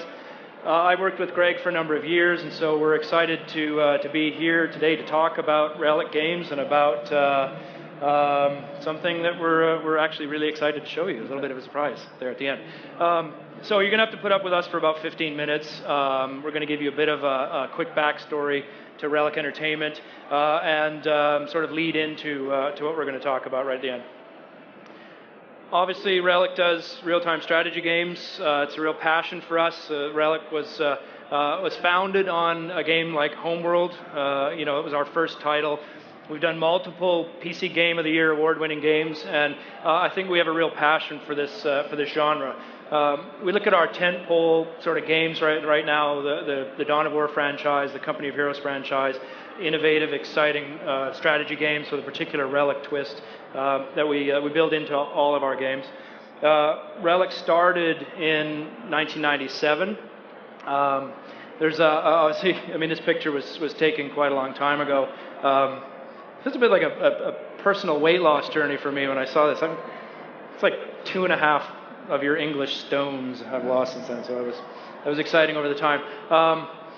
But this is Relic just recently, and we've done a lot in the last 17 years. Obviously, we've grown and matured as a studio. I've been there for 16 of those 17 years. We have 14 people who have been there over 10 years. 50% of the studio has been there for more than 5 years, and so what that gives us is an eye to our sort of our legacy, a connection to the past, and also a need to look into to the future. We've spent the last year under Sega. It's been a very, very exciting year. There's been a lot of really interesting initiatives at the studio level, sort of how we're developing games, how we're sort of organizing as teams. We're looking at games as a service going forward, and that's kind of an exciting new initiative for us. So I'll pass it over to Greg, and he's going to talk about some of how we're building games as a service. Absolutely, thanks, Quinn. So as Quinn mentioned, we have evolved as a studio, and in that we've also grown in our practice of how we develop games and how we make changes. In the past, we've used a combination of our sort of instinct as developers in making changes and improvements to our games. We've also drawn on the community wherever possible, fan sites, in-game chat, forums, just playing the live game with the community. We've collected telemetry in the past, but maybe never harnessed it to its full capabilities, and that's partly because we didn't really know how to visualize it best. So you take a bunch of raw numbers, you turn it into a graph, and it maybe just doesn't turn into an engaging discussion on how to make the game better. What we're here to talk about is how we've learned from that experience. So here is an old example of a Company of Heroes 1 report. This kind of shows some numbers and some graphs, and it's a comparison of the win-loss ratio of the factions, but it really isn't helping to sort of engage the guys and girls on the team to make change. And how we've grown from that is we actually now have a group of data specialists that are ingrained right into the team, and they help us to collect and to sort and also to visualize and demystify this data on a regular basis. And it really just creates a situation where we can engage as a team in solving problems together and ultimately just try to improve the experience for our consumers. There's an interesting byproduct of that is what we call data overload, because now that we have a team that's dedicated to this, all they're doing is generating reports, and they're just sort of firing at the team. So we're doing our best to integrate that into our day-to-day. But where that leads us is we're now using our instinct. We're still drawing on the community for feedback, but we're also adding this sort of data element to really make informed decisions about how we update and change our games. So I'm just going to walk through a few examples of how we've used these reports to start these conversations and make some pretty big changes in the way that we update our games. As a data point, for COH2 in 10 months, we've collected over 20 million hours, or we've logged over 20 million hours from the community in terms of gameplay. So that's a significant data set to draw from. So when we talk about the numbers, you get the sense of the volume. A byproduct of being more comfortable and informed about making decisions is we're actually making them more often.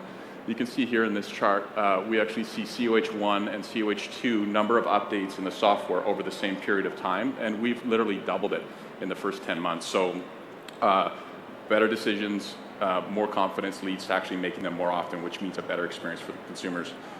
So this first graph is network connectivity, and obviously in a multiplayer game, you want to make sure that the network is flawless to have a great experience. And when this was presented to us as a team, we sort of looked at it and said, I don't really think that's a great experience for our consumers. And so the discussions that came out of this led to a complete rewrite of our network layer, and we introduced something that we call the battle servers, which some of you may be experienced with. And essentially that just relays packets back and forth between the PCs. But you can see on the far right there, that little red line, that's when we implemented the battle servers, and the impact was a significant drop in the number of disconnects for our players. So less disconnects means more players in the game, means greater game experience. And at the end of the day, that's really what we're all about.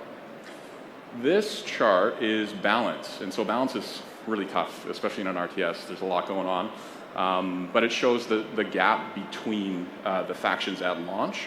And over time, the discussions that we've had have brought us sort of closer and closer to that middle, 50-50 win-loss ratio that we're always striving for.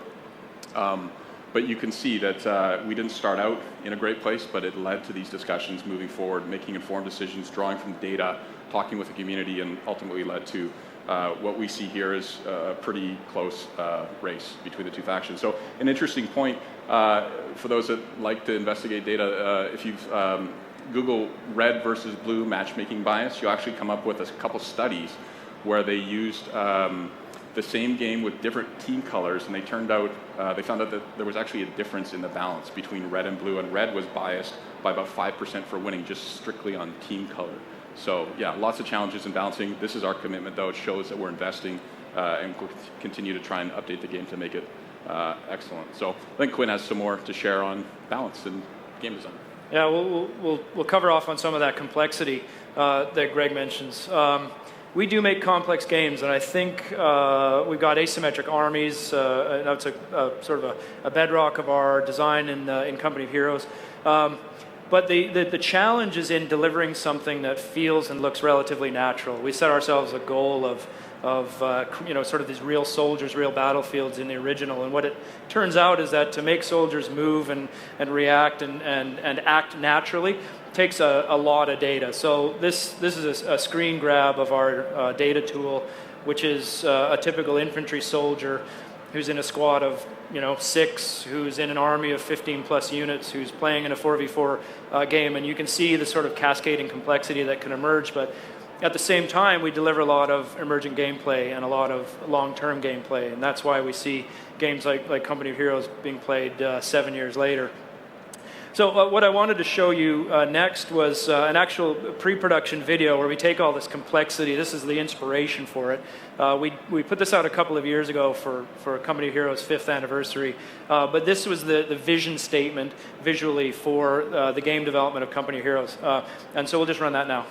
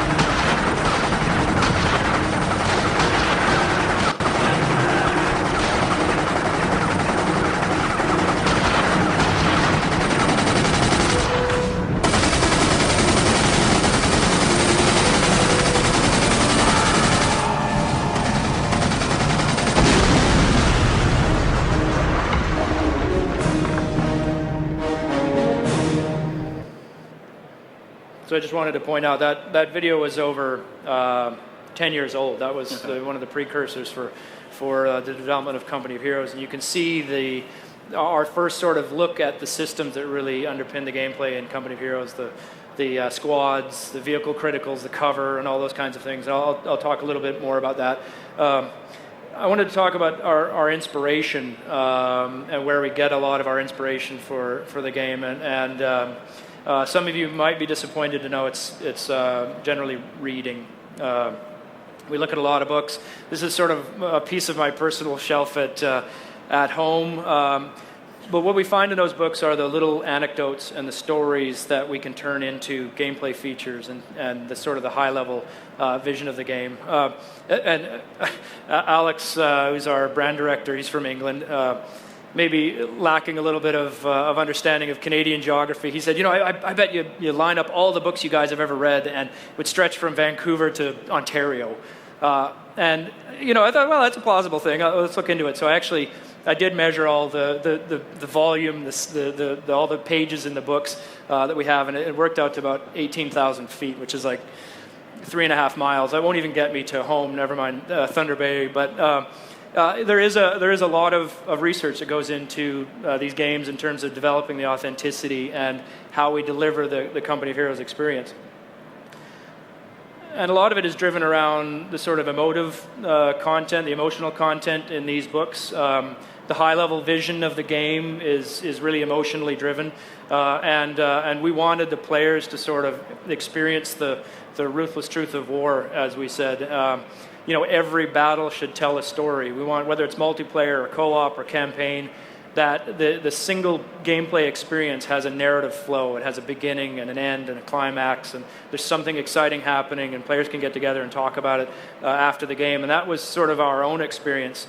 And so that high-level vision, you need to support it with gameplay features.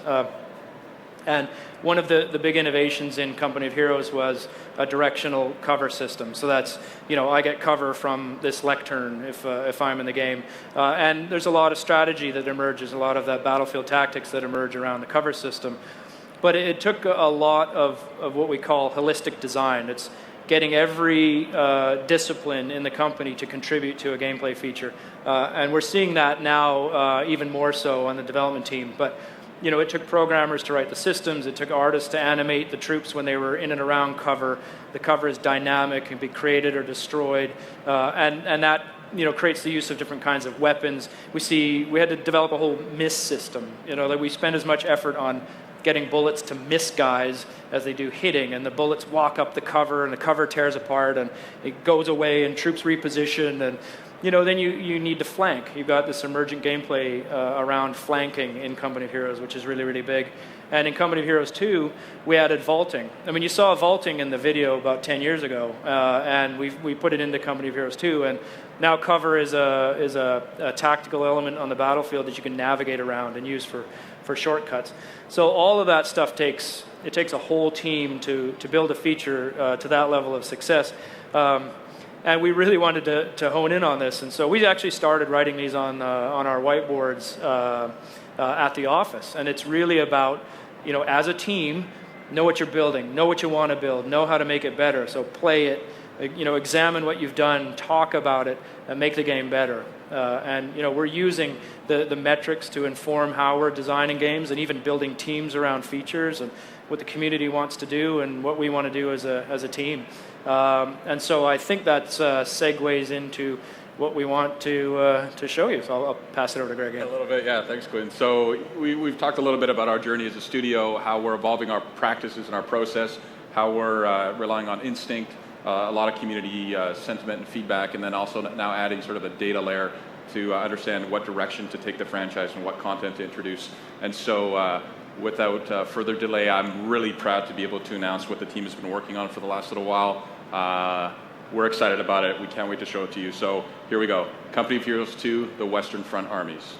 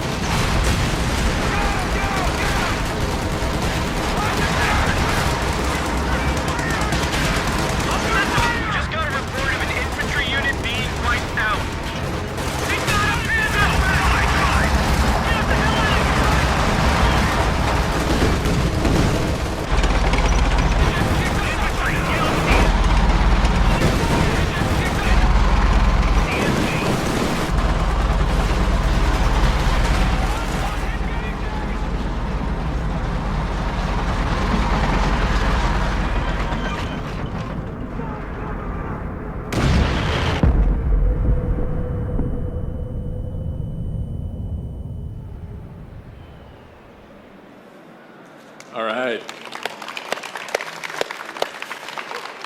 So yeah, Company of Heroes 2 is back on the Western Front. We're releasing the Western Front armies. This is 2 brand new armies that will be playable in multiplayer against other players and in PvE in Comp Stomp against AI with your friends in custom games. New units, new models, new animations, new sound effects, live vehicle recordings, new abilities, new strategic and tactical options in terms of gameplay. This is standalone content, meaning you do not need to own the original Company of Heroes 2 to participate. You can have an entry point into the franchise with both armies or just purchase a single one. Whatever faction you choose, that's your entry point. So yeah, it's awesome. And actually, for everyone in this room, don't forget to pick one of these up on your way out. This is access to one of those armies for free on Steam. Okay? So I think in June, yeah, June 2014, this summer. So yeah, I think we're going to open it up to Q&A. Yeah, absolutely. Thank you.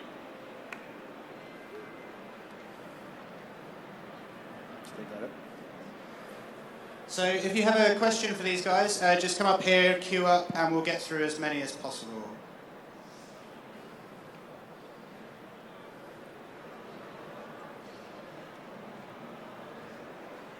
All right, guys.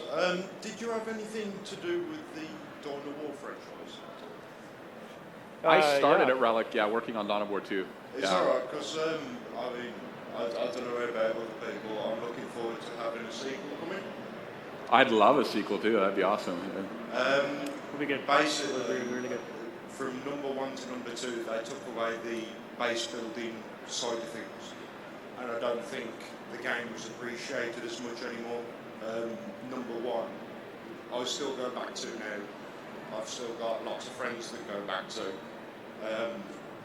and we enjoy the base building side of things. Can that be something you can take forward to the team in the future? I will absolutely give that feedback to anybody in the studio that will listen. Yeah, the Dawn of War 1 and Dawn of War 2 series were definitely a little bit different in terms of what they offer for gamers. We love Dawn of War at the studio, but today we're here to talk about the Western Front Army experience. Quinn and I are on the COH franchise, and that's what we're here to answer questions about. So thank you very much for the question. You can build great bases in the new Company Heroes. In the new Company Heroes armies. The West, the Oberkommando West, the German army, the new German army, has a really unique economic system and base building system and how they take over territory. So I think we're really excited about that. Thanks for your question. You were saying about taking gameplay as a service. Is that going to be moving the Company of Heroes franchise back towards something more similar to Company of Heroes Online as it was a couple of years back? Well, I think Company of Heroes Online obviously was a free-to-play title, and so there's elements of that are like the business model that apply to some games today that would be considered games as a service. But what we're really talking about is making content that people want to play and understanding how to deliver that content.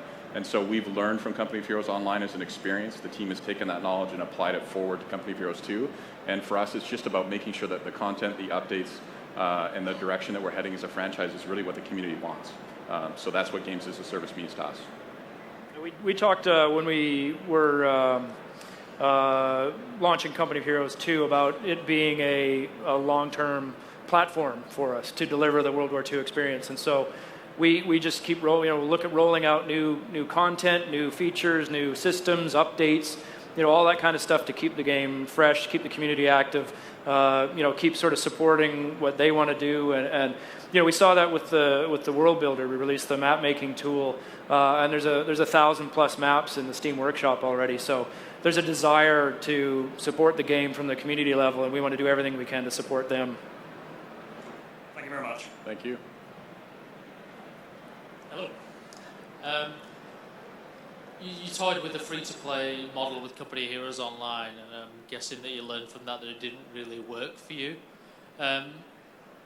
Did the knowledge you gained from that experience sort of help come to this conclusion of creating this Western Front armies where you could buy either one or both armies for a cheaper price as like an entry level to the franchise? Yeah, I mean, we learned about data and how we weren't harnessing data very well for Company of Heroes Online, so that definitely helped Company of Heroes 2 as a franchise take a big step forward. And it plays back into that whole piece of you know, we have instincts as developers. We want to push and innovate within the genre and our own IP. We want to listen to the community, use that to help shape the decisions we're making. And now we have this data layer that really just is the you know, triad of decision making for us. So, you know, the community has shown us that the multiplayer is the most engaged component of our game right now. So we're giving them content because they're asking for it. What was it from Company of Heroes Online, would you say, made it fail, I guess? Maybe it was ahead of its time. I mean, you know, we were pretty innovative in terms of Western acceptance of free-to-play games back then. So that could have been part of it. But it was a great experience for us as a company, as a team. And like I said, we're just taking every nugget that we can from that experience and pulling it forward. Thank you very much. You bet. Thanks. Hi. At the minute, flying units are just perks of armies. Is there any intention to make them an actual controllable unit with the addition of things like airfields? I think the game takes place at a scale where, you know, an airfield or flying units coming off the airfields is sort of challenging for us. But we wanted to introduce some new mechanics around aircraft. And, you know, in the original game, they'd come on and blow something up and go away. What we wanted to do was make them more counterable, make anti-aircraft units more useful, add an element of loitering and map control to the aircraft experience. So we're really focused on sort of the frontline combat, the soldiers, the kind of rifle range and tanks and vehicles, and airplanes play a supporting role on the frontline battlefield. All right, thank you. Sure. Cool. If there are no other questions, then thank you very much to the guys from Relic. Thank you. Thank you, guys.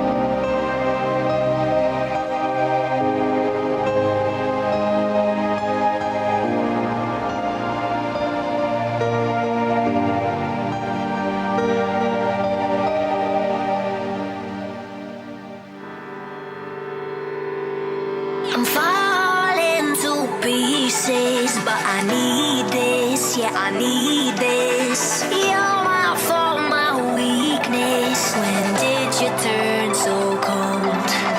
You cut me down to the bone. Now you're dancing all over my soul. I'm falling to pieces, to pieces. But I still stay, 'cause you're the only thing I know. So won't you take, won't you take me home? Take me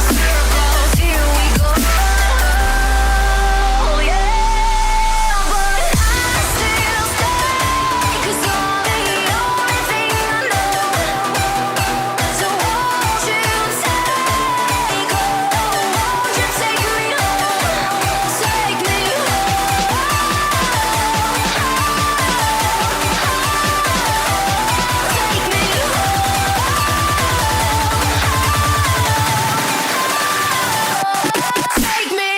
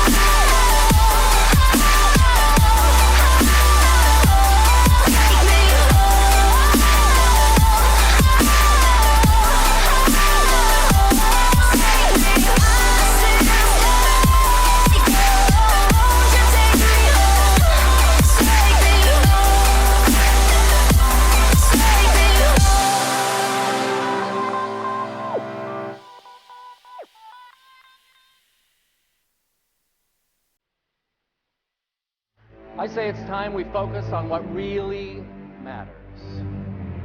The games. See, I love gaming. I love walk-off homers and headshots. I love drifting a turn at 100 miles an hour. Boss battles with a 600-foot-tall Greek god who may or may not be your father. Gaming is having a ridiculously huge TV in a tiny one-room apartment.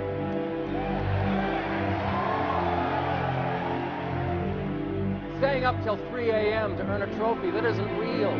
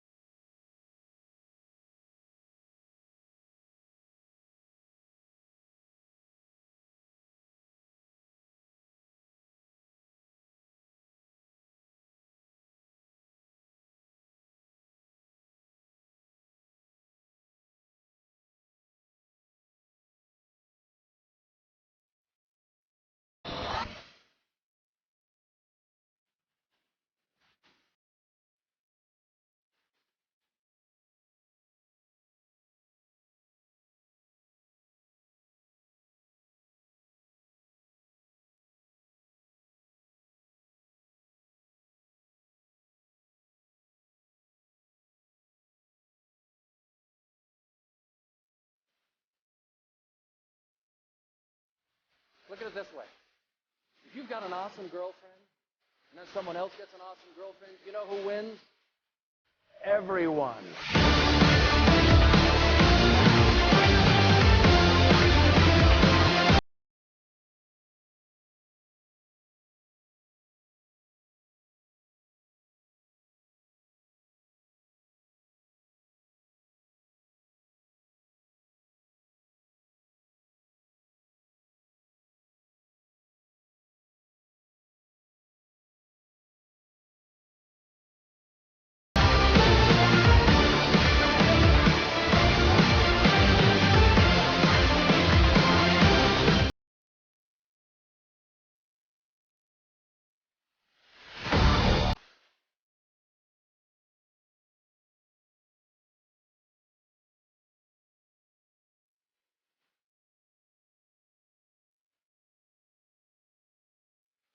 Where did you find this guy?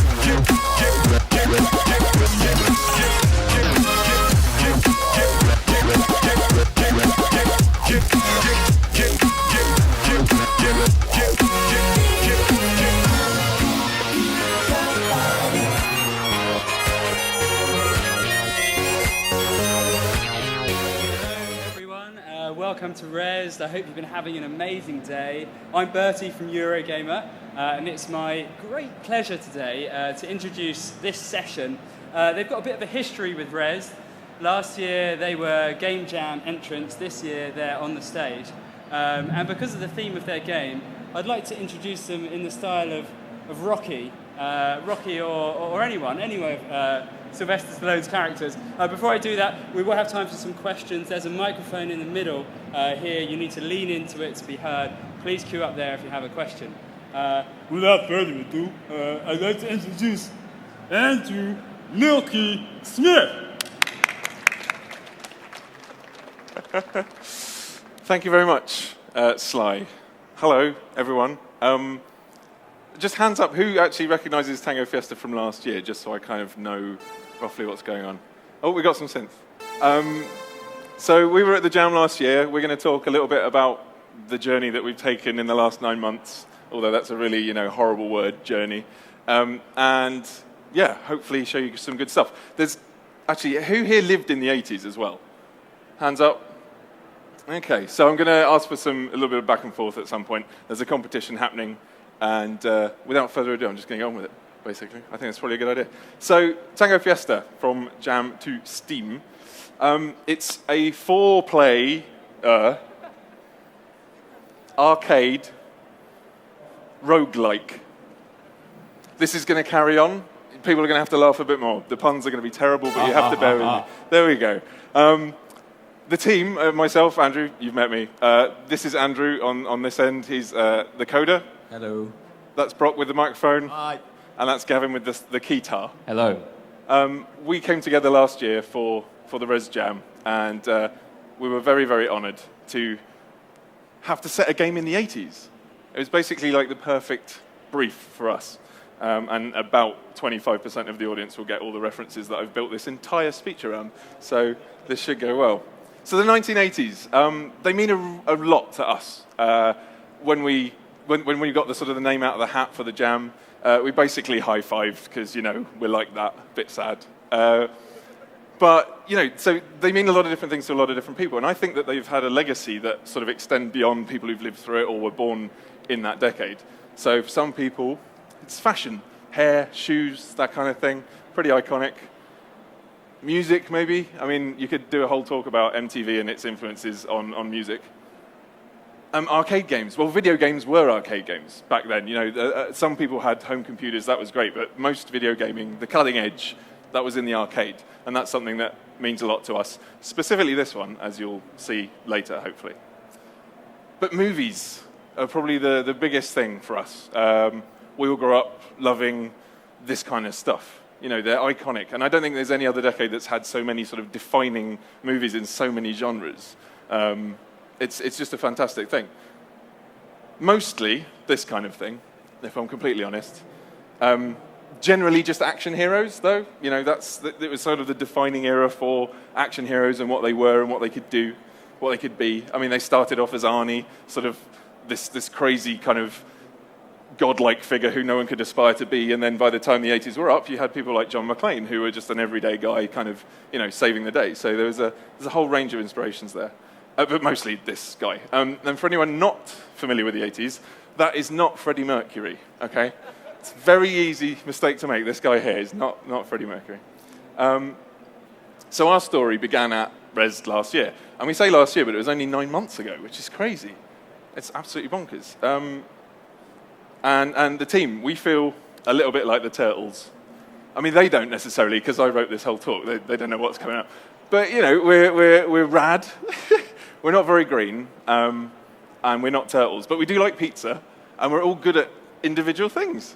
So it's just like the Turtles. This whole, again, talk is going to be... I want to be Raphael. You want to be Raphael? Yes. That's okay. Thank you. I'm Leonardo, just in case you were wondering. Okay, good. So the Jam. I believe this is where I alt-tab and it all goes horribly wrong. So some of you were here last year, maybe? How many of you were here? Okay, so I'm going to bore the pants off 12 people. That's fine. Where have I gone? I went too far. There we go. Okay, so this was the presentation that we did after the Jam last year.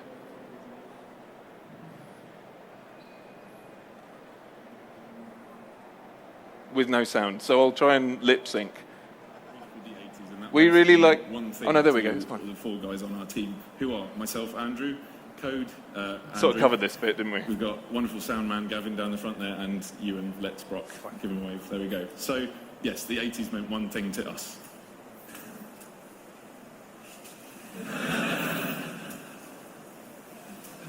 You don't have to laugh because the other crowd laughed, so it's fine.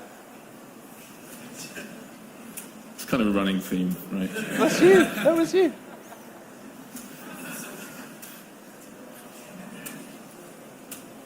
It's definitely a running theme. But this is the most important one to us.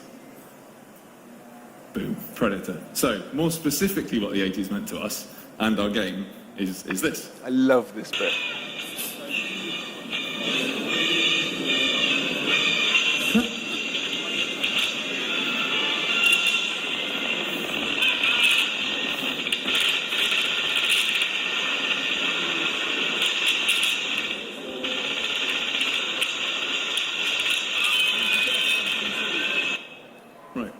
So we really wanted to play that.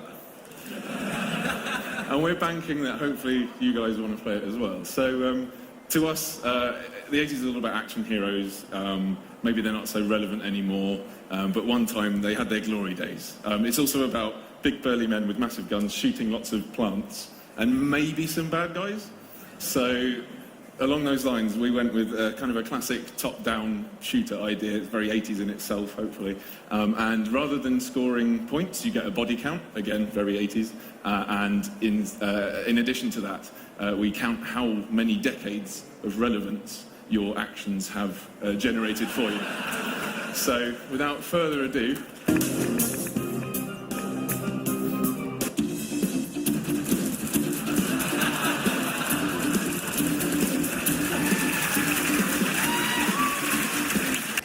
So it won't surprise anyone that we didn't win, I don't think.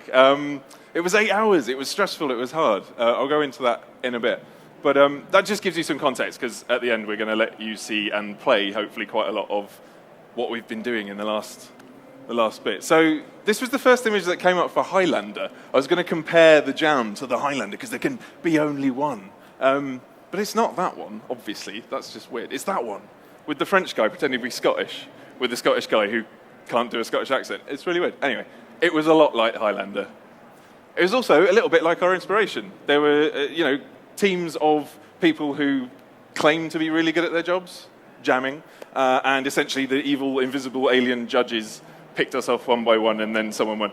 These are really forced, but you stay with me, it's fine. We thought that the Jam would be child's play. There we go, some groans, excellent. This is what I vibe off of. We thought we were a sure thing to win. Hey.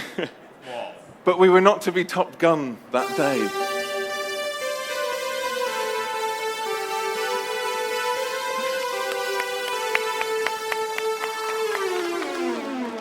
Gavin's done now. You can go. Thank you. He's off. Thank you for that. It validates bringing that guitar. So what did we do? We didn't win, but we decided, because the audience was so lovely and the host was so lovely and it just went really well, especially working together, we thought we'd take it a bit further. I guess you could say I asked them to stand by me. We felt a little bit like the Ghostbusters, and this one's not quite so forced. We're just 4 guys doing what we enjoy. That was it, and success we kind of felt was just going to happen. There were no ghosts that we know of, but yeah, it was good fun, and we didn't end up as messy as them. So that's basically what we started with. We ended out of the Jam. The first thing that we added was flames, so that you could destroy the scenery with napalm and things like that. Then we added blood, because, why not? And power-ups, you can see shining. We added a sort of, film reference kind of difficulty select screen. Why not? We added vehicle levels that didn't work. And then they did. So we added boats, and we added jeeps, and we added helicopters and 80s sunsets. I'm pretty sure that's over Miami. That's a photo. That's not in-game art. We added more movies, so we expanded it beyond just Predator. We added Tron inspired levels. We added Mad Max. we added buildings. So we created an editor that we could create these prefabs, and it would just place them down. We then added a system which would build it out of tiles.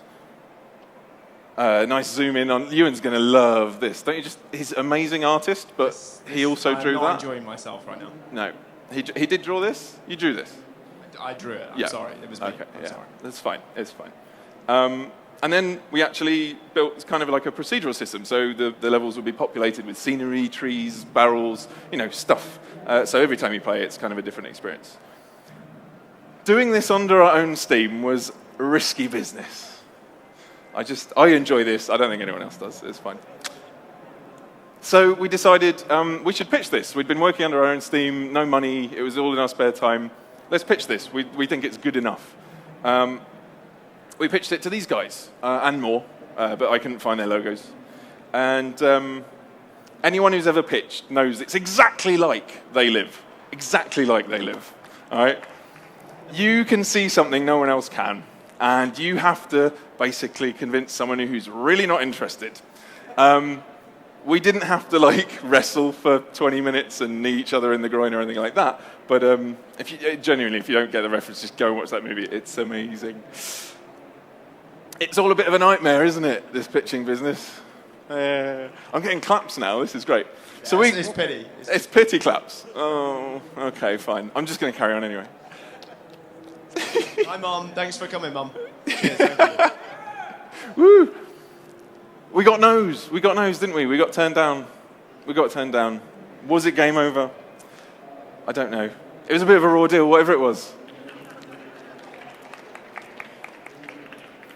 But we felt like Ghostbusters still. We were sort of in jail, as it were. And were we fighting a lost cause? I don't know. I felt like we still had a lot of potential in this project. Like, genuinely, it's a bit silly, but we genuinely believed in this.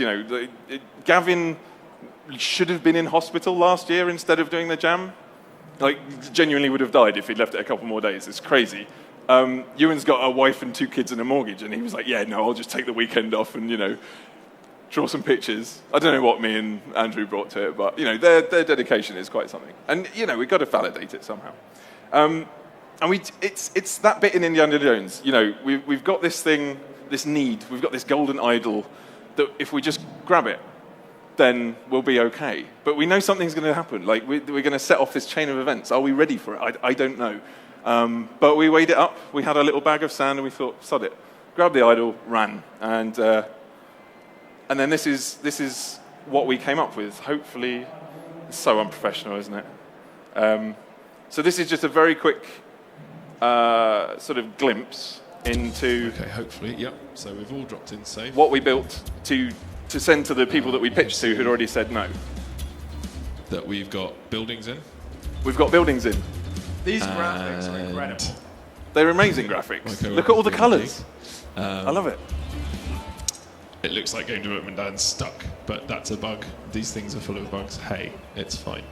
So what you can see is that was Dan Pearce stuck in with the player. Yeah, Dan Pearce of Tall Trees fame.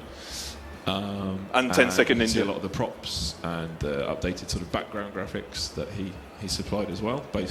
Basically, we took everything that we'd already done, tried to make it a little bit better, and then made it multiplayer. So the biggest thing that we'd pitched that we hadn't delivered on was this whole idea of it being a multiplayer game. We knew we could do it because we're kind of a bit daft, and then we had to prove it. And I think that's what tipped people over into saying yes. So I did like a 10-minute video. We were all playing multiple games. It worked. It didn't crash. And I think that kind of meant that the publishers understood, hey, they've been talking a good game, and actually they can hopefully deliver it. But would it turn out great, happy, or would it all go ugly? I don't know. It was the last roll of the dice.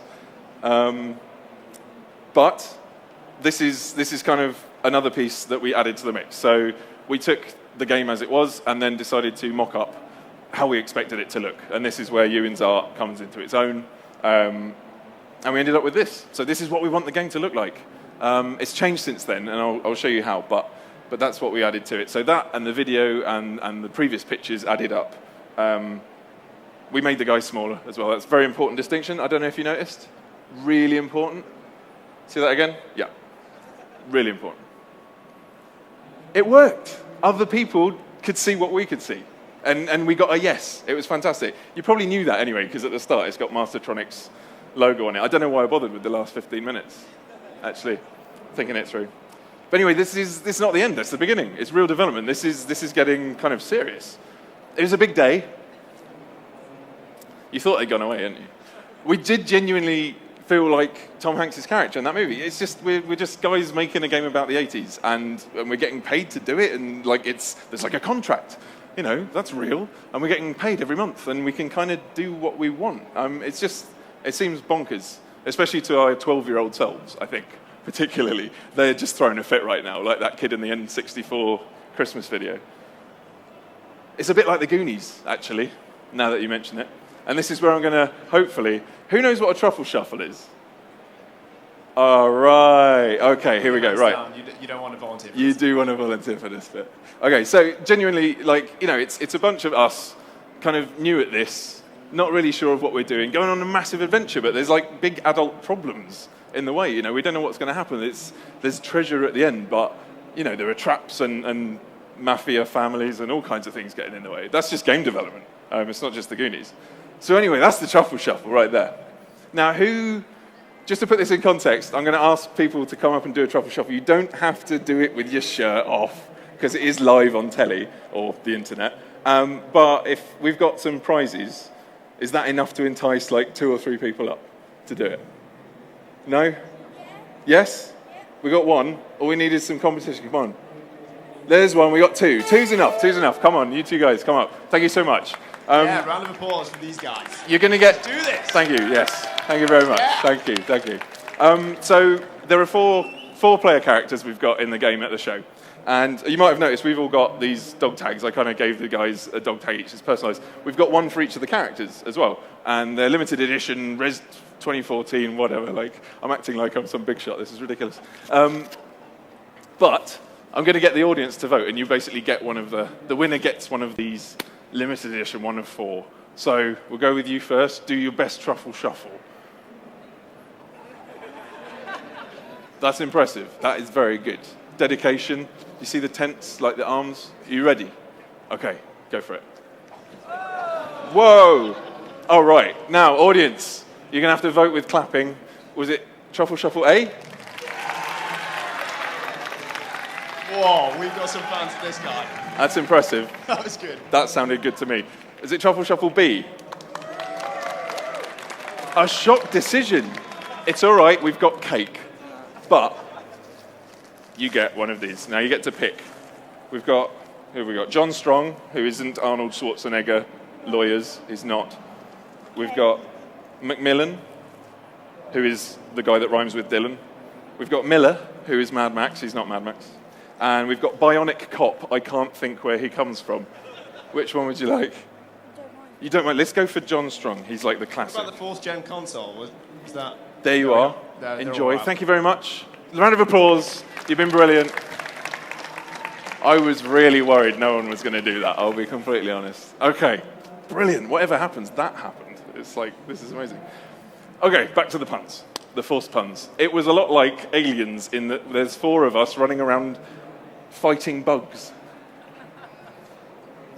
Starship Troopers was 90s, all right? I had to go with what I've got.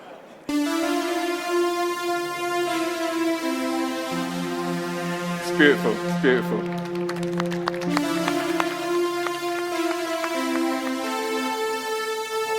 Gavin also does weddings as well, so talk to us after. He genuinely does. Would it be like Terminator? Would what we create come back to kill us? What we've promised these publishers? Would it travel through time and destroy us? I don't know, because we haven't made it yet. It's a bit like Back to the Future 2 as well, because we had to kind of... Oh, no, that wasn't... Was that Back to the Future? Do it. They love it. Sweet. It's not the most iconic soundtrack. It's fine. We have to basically... We'd made all of these features in the game and pitched it, and then we had to start again and go over stuff that we'd already done. We have to revisit it and make sure we don't screw anything up. So it's just like that, honest. As an aside, next year, apparently that's what we're all wearing. So I can't wait, frankly. I cannot wait. I do not know what Biff is doing there, but it's awesome. We want the game to be a bit of a legend. See, again, it's a bit of an obscure movie, but it's fine. We're creating a labyrinth of interconnecting features. It's just like Labyrinth, except with less of his crotch.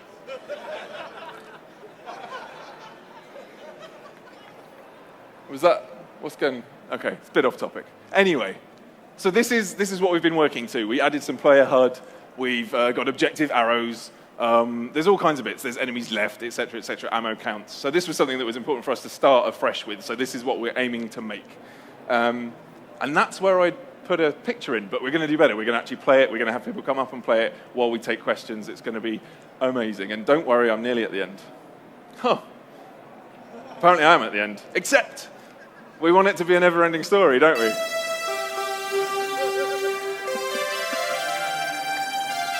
Woo!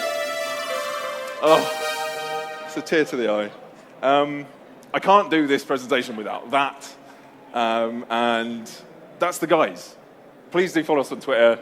They're way funnier than I am. And come and check us out on the show floor. So the next bit is we're going to have a little play, hopefully, of the game, just to show you it running. Where are we? There we go. So, except all the controllers have gone off. Am I going to have to restart? No?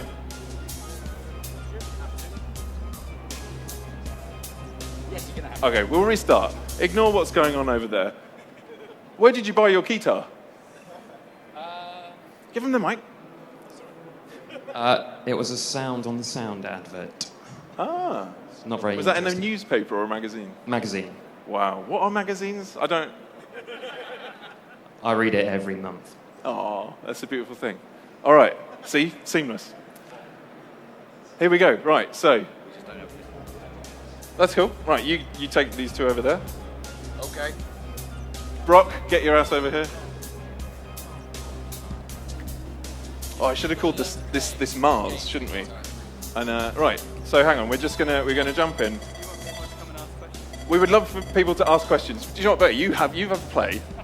While they're playing, please do ask questions. Yeah, if you come to the middle of this middle microphone here. Microphone. And fire away. They might not have questions. They might all just be brain dead from my ridiculous puns. I don't know. I'll let you watch it for a bit because it puts it in context. This is where it crashes, like first time. All right, here we go. So I'll sort of talk over it a little bit, and then you might get some questions, or you might not. I hate mouse pointers. Right. So it's 4-player cooperative. You can see what's going on. It's basically a 2-stick shooter, but a little bit more in depth. So there are quite a lot of systems behind the players' actions.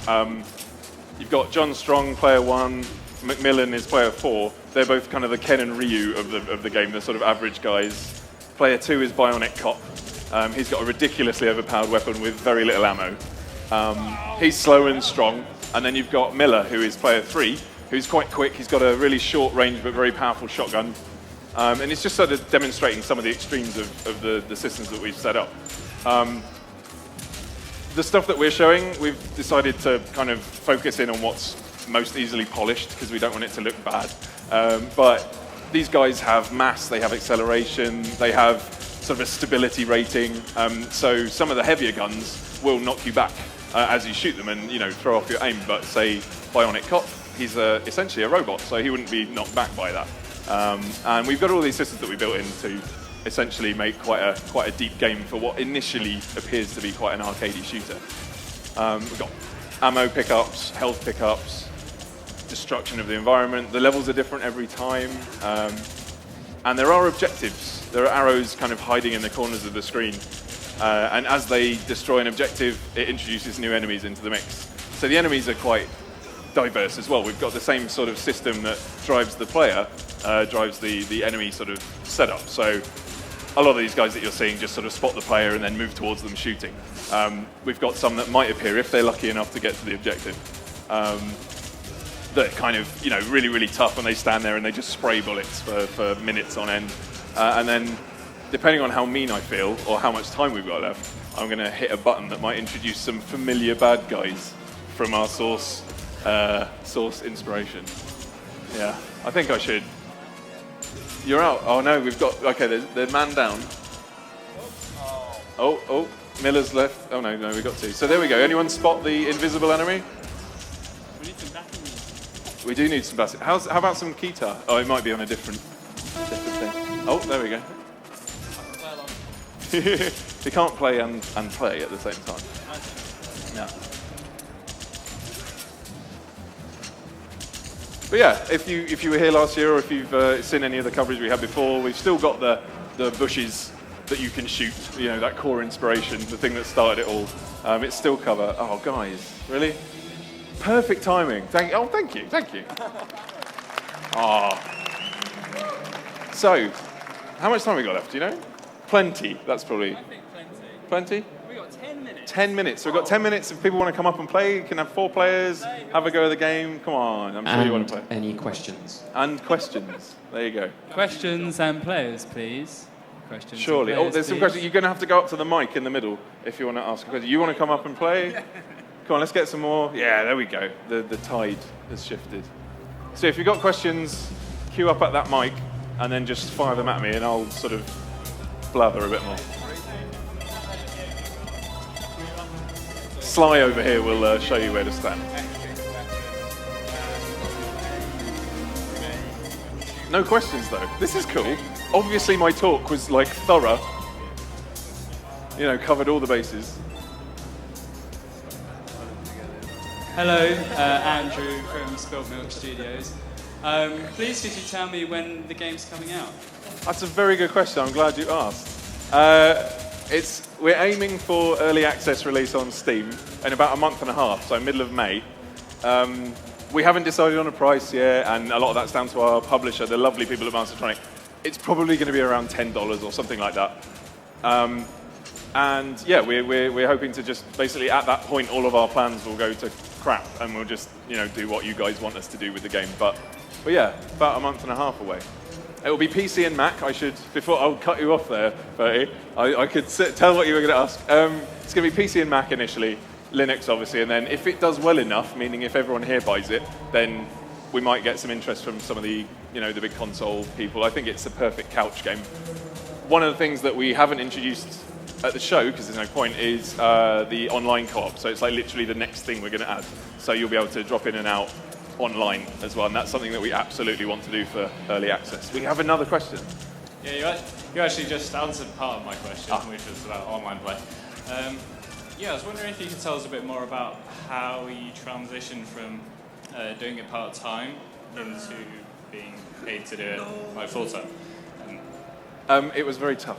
Very tough. Like I said, so, I was sort of joking about the responsibilities and commitment and stuff, but, we all had jobs, so we were trying to find the time to do it. And actually, that was the inspiration, like the jam, the 8 hours. We were like, well, we can probably organise to do another one of those privately, essentially. Like, no one else is invited, this is our jam. And, yeah, we did 2 or 3 of those between the end of the Rezzed jam last year and Christmas just gone. And that was when we introduced all those features, just sort of a day at a time, in a way. And then as it got to the point where we were pitching it, we were like, okay, this might get quite serious. Like, if we suddenly get a deal, we're all going to have to drop what we've got and just jump on it. And there was, like, in some ways it worked out quite well, because Ewan had a lot of work on over Christmas and wouldn't have been able to just jump straight in. So the fact that we got the initial no's and then did that last little push was actually quite well timed, I think, for us all just getting on it at the start as soon as we could. But that said, we've spent 8 weeks on this. Like when we finished the jam, we threw it all away. Well, when we got the contract, I should say, we just threw it all away, started again, because you just don't build off of jam code. It's not the done thing. And basically, we've been working on this 8 weeks. This will be the 8th weekend, like tomorrow, that we've been working on this full time.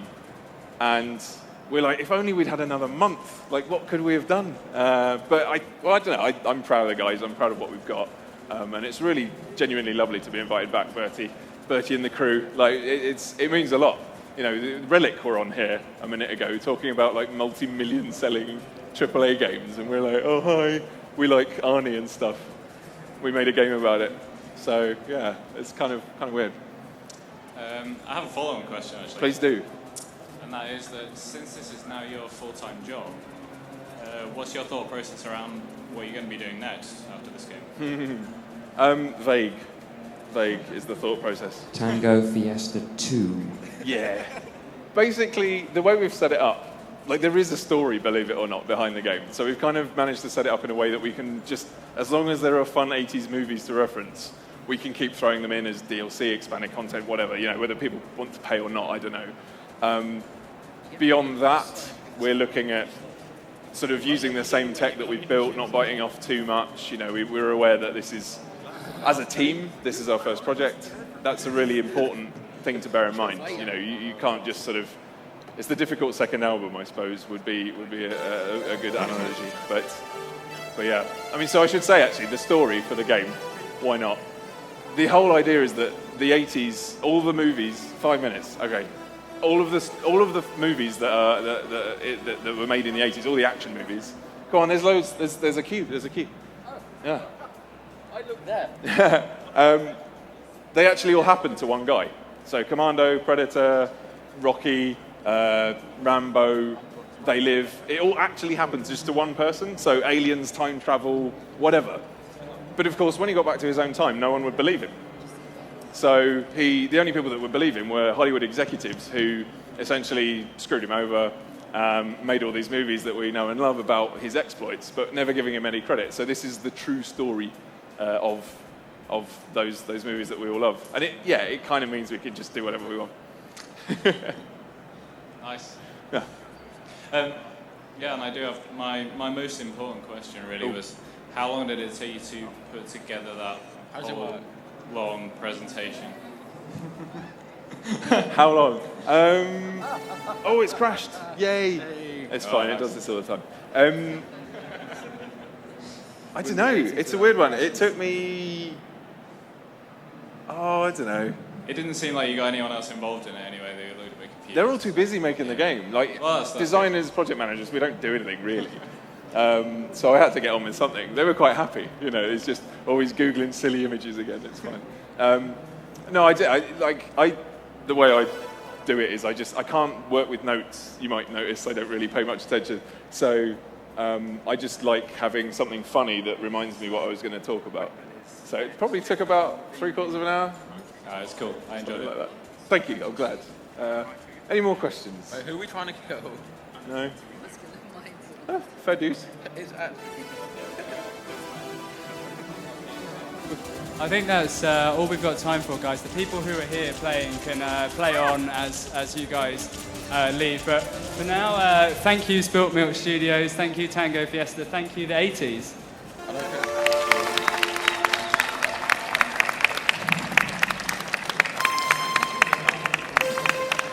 Yeah. Gotta get one in.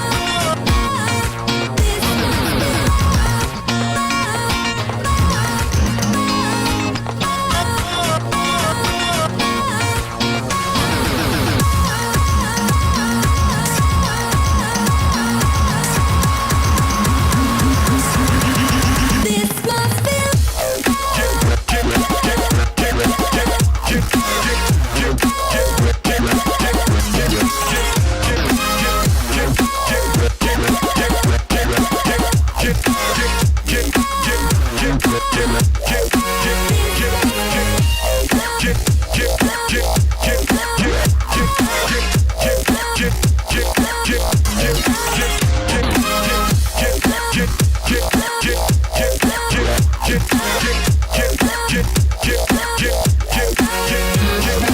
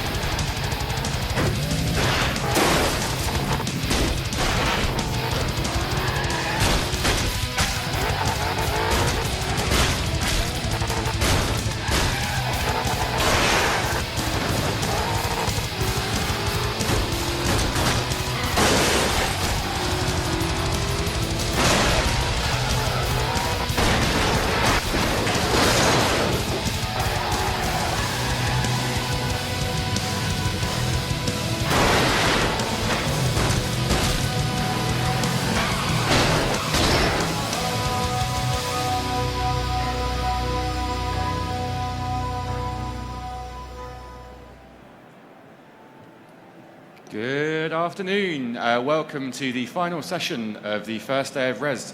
Hope you all had a good show so far. This is, I think, going to be one of the more interesting talks we have over the weekend. I'm quite excited about it. We have Michael Cook here, who's going to show you his AI game programmer, Angelina. We'll have time after the session for a quick Q&A, but without further ado, I'll hand over to Michael Cook.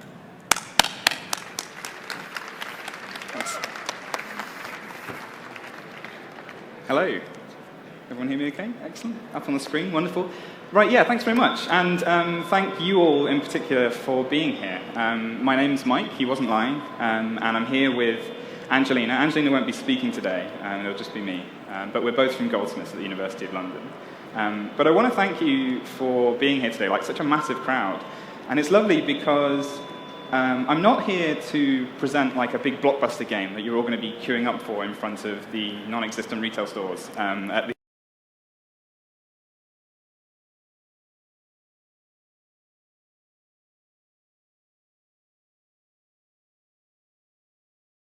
the end of the year, or waited for that moment where the pre-order clicks and you can suddenly download this terrible Flash game about Peter Mandelson or something. And you're not here because me and Angelina have huge indie credentials and we had this amazing awards for design and excellence. To be honest, the only thing that we can lay claim to is that Angelina came 500th in a game development competition once upon a time. No, I think you're here, hopefully, for the same reason that I'm here, the same reason that I do this work. And that's because you're interested in the future, not what you're going to be playing 6 months from now, or 18 months from now, or even a couple of years from now, but what's going to be happening 10 years from now, 20 years from now, 30 years from now. And part of that future looks like this. It looks like big skyscrapers and jetpacks and hover cars. But also, I want to tell you today that part of the future looks like this. It looks like crazy, weird, rubbishy platformers with British politicians in them that make no sense whatsoever.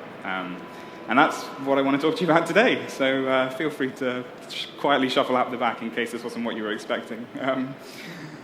Right, so in case all of that was a bit unexpected to you, I've been working on a piece of software called Angelina for the last few years now as part of my PhD research. And we've moved from making very basic 2D arcade games. Then we started making kooky 2D platformers based around newspaper articles.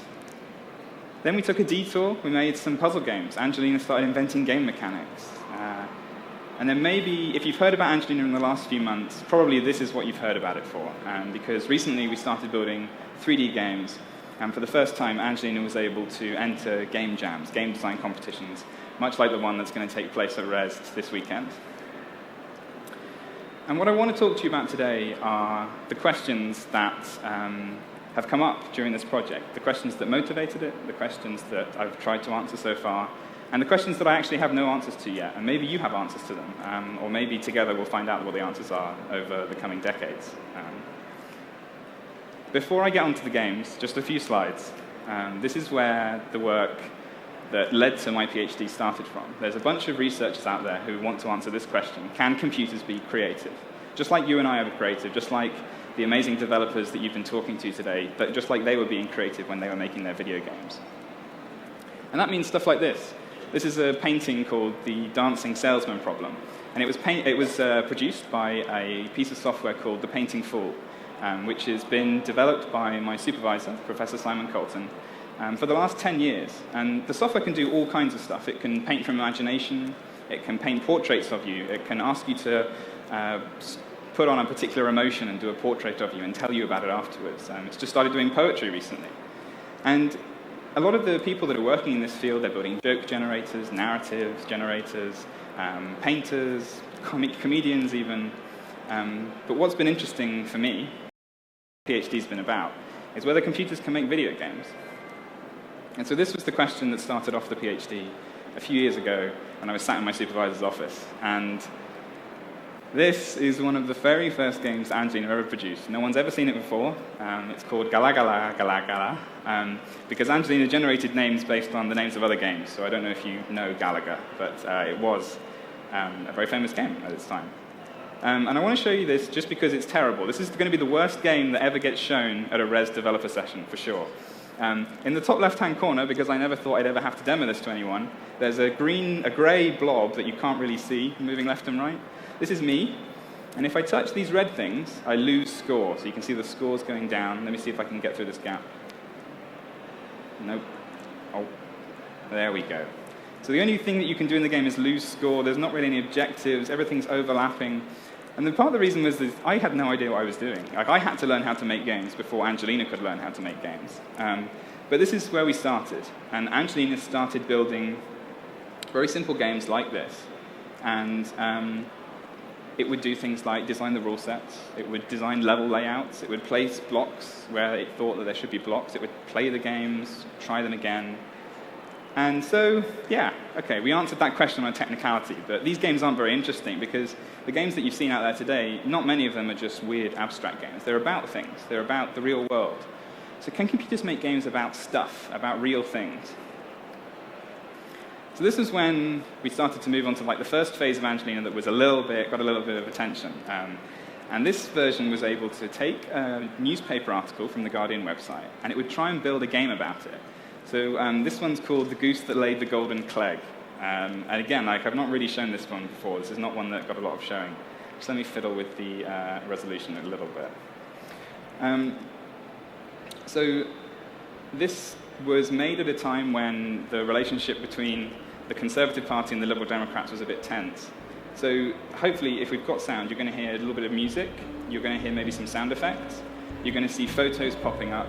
And all of these things were selected for one reason or another by Angelina. Now, many of them don't make any sense. So there's very happy music playing, and there's boyish photos of Nick Clegg on the screen. And as we move around, you'll see that there are photos that maybe don't make quite so much sense.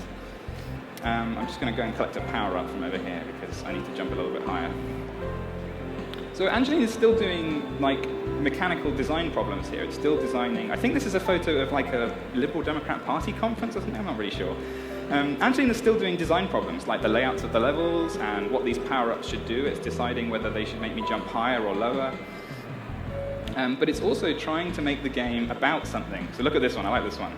A really seedy picture of George Osborne in the corner of the game.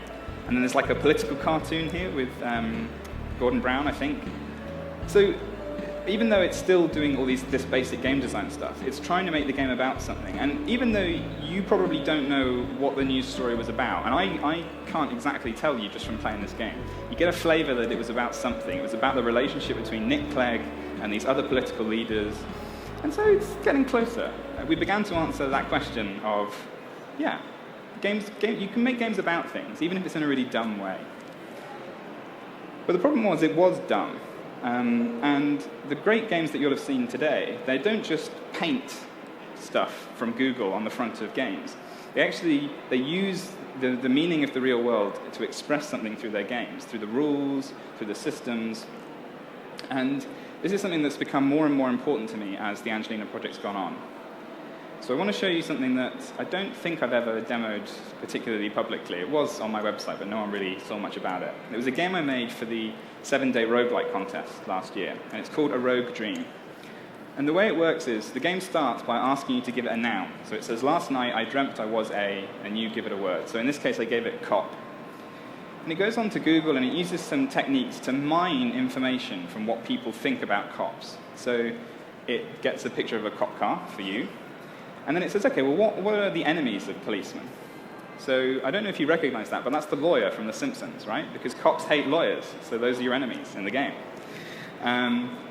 One of the abilities that it's generated for you is shoot to kill. This is something that the internet thinks about policemen. This is not necessarily a fact. This is just a feature of the way the game extracts information. If you look up journalist, one of the abilities they have is plagiarize. One of the items they carry around is coffee. One of the other abilities that came up last year for journalists was hate Syria. That was one of the actions you could do. And that's because at the time, Syria was in turmoil, but it was also in the news headlines a lot, and people wondered why journalists weren't covering it so much, and the game kind of expressed people's hatred. And there are also much more controversial things that the game came up with that I won't directly mention here, but perhaps you can talk to me about it later. And if you want to try this out, ask me a question about it at the end, and I'll demo this one. But I won't here because it's a little bit slow for the main talk. So, I should not touch my microphone. I'm really sorry at the back. So we've got games making things. We've got them making about stuff. We've got them making meaningful games. But the thing that I really hated about the newspaper generation was that you had to give it a newspaper article. And when you watch the Game Jam happening over the next couple of days, if you ever see coverage of Ludum Dare or the Global Game Jam, or if you just ask game developers what they make games about, they don't have really specific ideas like, I'm going to make an article about the top headline from The Guardian tomorrow. And it was kind of a cop-out, because Angelina was trying to make a game about something that had just happened. So there were images all over Google, people were talking about it on Twitter. It was a really easy task in many ways. If you'd asked Angelina to make a game about 17th century London, or you, that's a much harder task. And it's also a much more creative task, it's a much more human task. So how can we generalize games, and generalize game designers like Angelina, and make them able to make games about anything? And so we come on to the bit that you might have seen before. This is a game called To That Sect. And Angelina designed this as an entry into the Ludum Dare Game Jam in December last year. And I've actually got it here, so we can have a look at it. I'm afraid the volume might increase somewhat. There we go. And if you were in Mike Bithel's talk earlier, there's a bit of a bass rumble here as well. So Angelina made this game just with the theme of the Game Jam as the input. And the connection to the theme isn't great, but it actually is quite an interesting game in many ways, and I'm quite proud of its creation. It's made some intelligent decisions. The music that you're hearing, it's chosen because it wanted an unsettling piece of music. And the reason it wanted that is because it made some connections with the idea of cult leaders for the theme of the game. The reasons why are a bit vaguer. But it's definitely come across with the feeling of being very unsettling. There are very strange bells tolling in the distance. The theme doesn't work perfectly, so the objective of the game is to collect these cruise ships, which is a bit bemusing to most people, but other things work. For instance, you've got to avoid these terrifying monsters. We're going to go and have a look at one of them, clipping through the floor because of all the production value that we have. And these things are pretty terrifying. They definitely work as enemies. And if we touch one, boom, we're dead. So it's not much, but Angelina is still making the same decisions, picking out pieces of music that are appropriate, trying to find sound effects. But the difference is that, unlike the Guardian games, major newspaper articles, here Angelina can make a game about just about anything. So I had a great conversation with a games journalist called Philippa Waugh a few weeks ago, and she asked if Angelina could make a game about avocados. And this threw Angelina for a loop. It just about managed it. But the point was not that it made a bad game, but that it was able to make a game at all. I didn't have to find, a very specific input about avocados in The Guardian. I could just give it that word and click go. And that's a really big step forward. Even though the quality of the games has got worse, Angelina has more freedom, and it's solving harder creative problems. So we're inching our way towards more interesting systems, but a long way off blockbusters and indie awards. What I've shown you so far is mostly about theming, right? But the thing that struck me walking around Rezzed at the very least, or looking at Screenshot Saturday on Twitter, or the developers posting screenshots of their work, is that we play games because we want to encounter new ideas. Even if that new idea isn't mechanical, it might just be an amazing visual style or a really interesting approach to the use of sound and audio. And I think for someone who wants to claim that computers are being creative, like me, you want to be able to show that computers can have new ideas. So about a year and a half ago, Angelina and I released a game called A Puzzling Present. It's free. You can get it on Android, but I don't recommend it because I'm not a very good programmer, so I would get it on the desktop instead. And there are 3 special game mechanics in there that Angelina invented, and 30 levels, which it also designed. And what you're looking at here is probably the thing I'm most proud of that Angelina's ever done, which is a level it designed for a mechanic it designed. So you'll see that Santa is stuck up on this little ledge. This is near the end of the level, and he's got to get to that present. And the only way he can get it is to fling himself off the edge towards the dangerous holly, and then during midair, you have to press a button to invert gravity, like in VV. You've got to flip gravity upside down. And before you hit the holly, and then hold right so that you end up hitting the present. And this level struck me as one that was far more interesting than anything Angelina had designed before. And obviously, I'm hand-picking them, I'm curating them. Like, Angelina doesn't always put out great level designs. But when I looked at this was a moment where I felt, yeah, one day Angelina's going to make a level that could be way, way better than anything any level designer could have come up with themselves. So the way that Angelina did this is now being ported over to Unity. So for the first time, you're going to see inside Angelina at work, inside Unity. I've not shown this to pretty much anyone before. The way that Angelina invented these mechanics was, it was literally just writing code. It was actually going into the code of a game, changing things, and then playing the game to see what that change did. And if it found that the change did something interesting, like flipping gravity in that example that we just saw, it would keep that back, use that as a mechanic, and then try and design levels around it.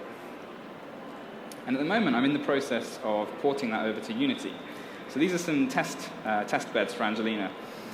And what you're going to see now is I'm going to press go, and Angelina's going to start trying to solve this level. So this is the player, and this is the exit that it's got to reach.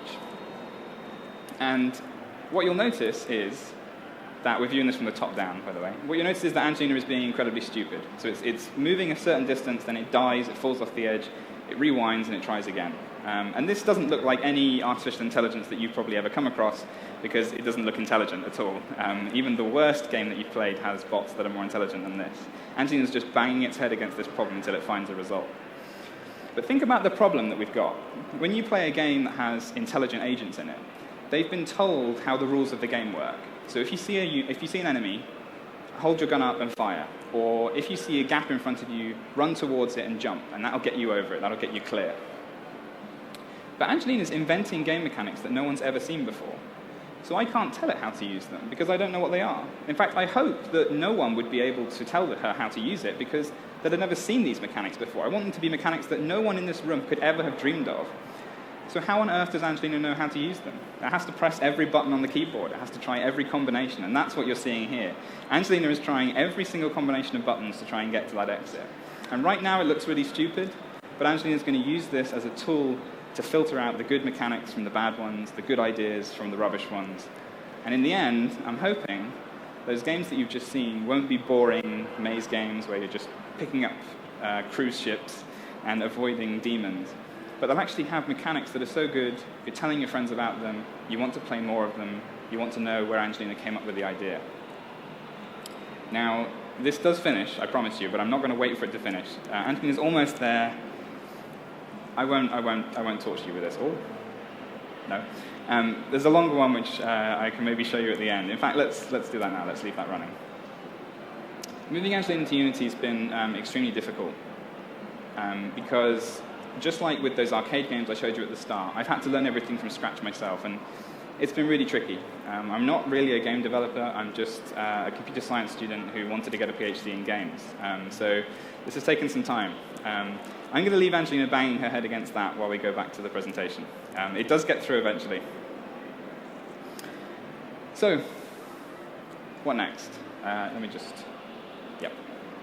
Well, so far, I've talked to you about where Angelina came from, the questions that motivated us.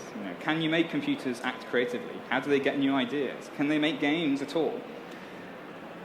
The questions that are coming next, I don't have the answers to. You might have the answers to them, or we might both find out the answers in the future. I'm not sure.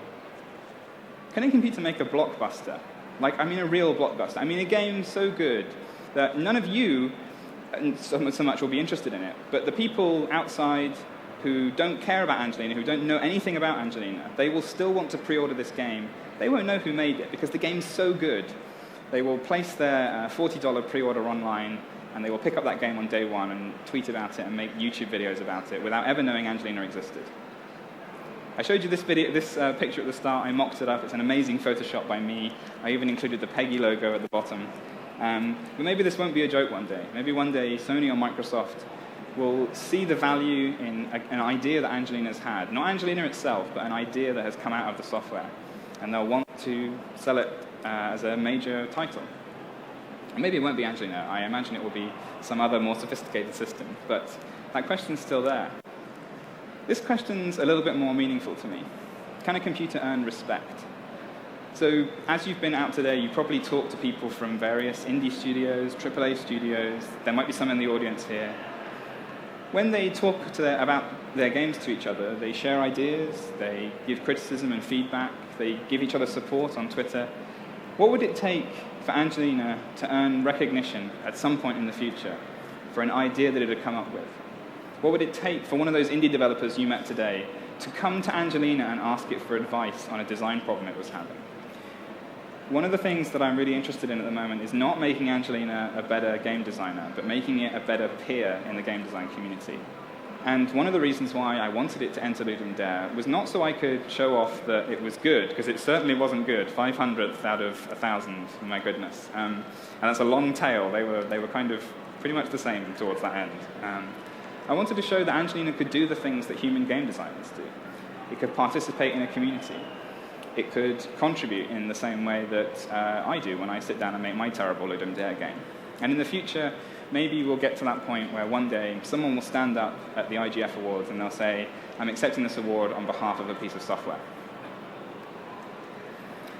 And finally, can a computer stand alone? One of the things that really fascinated me about my supervisor when I first met him was the way he would talk about his software. He would say that when he died, he wanted his software to go on painting and learning and producing new things and developing as if he'd never existed. At some point in the future, I'm not going to be here, none of you are going to be here, but games will still be here. And will our grandchildren be playing games made by Angelina that look nothing like the ones we've seen today? Will Angelina still be developing and learning new ideas? I really hope that it will. And what I want to know is, what will it take for a piece of software like Angelina to be on its own out in the wilderness? No longer programmed by me, no longer run by me. I don't have to press the button. If I just go back to Unity, there is actually a button here. I don't know whether you can see it. It says design me a game. That's literally the button I press when Angelina enters game jams. At what point will Angelina step away from all of that and press that button itself and decide when it wants to make a game and what about? And when we get there, I'll let you know.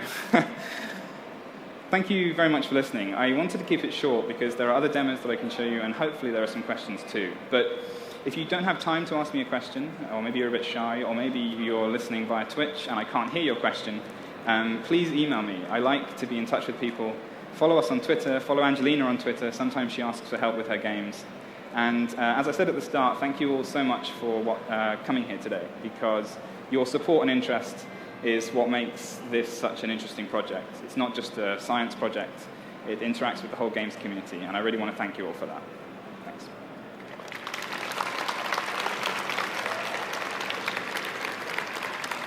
We do have time for some questions. If you do have any questions, come and form an orderly queue behind me. And we have our first one here. Hello, I want to know how long does it take to make a game? For Angelina to make a game? Yeah. So at the moment, it widely varies, like between the different versions of Angelina, but right now it takes about 3 or 4 hours. Then it takes me a painstaking 3 hours to export it, because my export system is awful, but the actual development process is about 3 hours.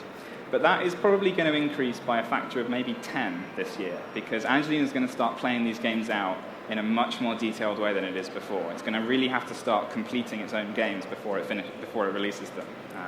So have you considered using players to use their feedback in an evolutionary algorithm or something like that? Yes, I absolutely have. And I want to do that soon, actually. So follow me on Twitter, or maybe follow Angelina on Twitter if you want to be a part of that. What I'd love to have is the ability for Angelina to email builds to people, receive emails back at her own email address with very simple surveys. Like, it can't read natural text, but maybe very simple checkbox surveys. And yeah, it could actually have its own set of playtesters without me being involved. That would be really exciting. Yeah. Before I get this question, actually, could you, sir, who's about to ask me a question, could you give me a noun of some kind? Like an occupation or an animal, maybe? I didn't mean to. You came up to ask a question, and then I asked you a question. This is not really fair. I'm going to leave this working while you ask your question. Hit me. Hi. Hello. Sorry. I was just wondering, like, throughout all the games that Angelina's made, each time it makes a game, does it learn from its past mistakes and then use those to as like improvements in the future, or is it not at that stage yet? It's not, and that's something that I get asked a lot. It's something that is conspicuously absent. There we go, we've popped in. Conspicuously absent in a lot of creative software, actually. The Painting Full, the art software I showed you at the beginning, that can actually learn. When it does portraits, it tries to achieve something, and if it doesn't do it, it critiques itself and tries to get better later. And I would love Angelina to be able to do something similar to that.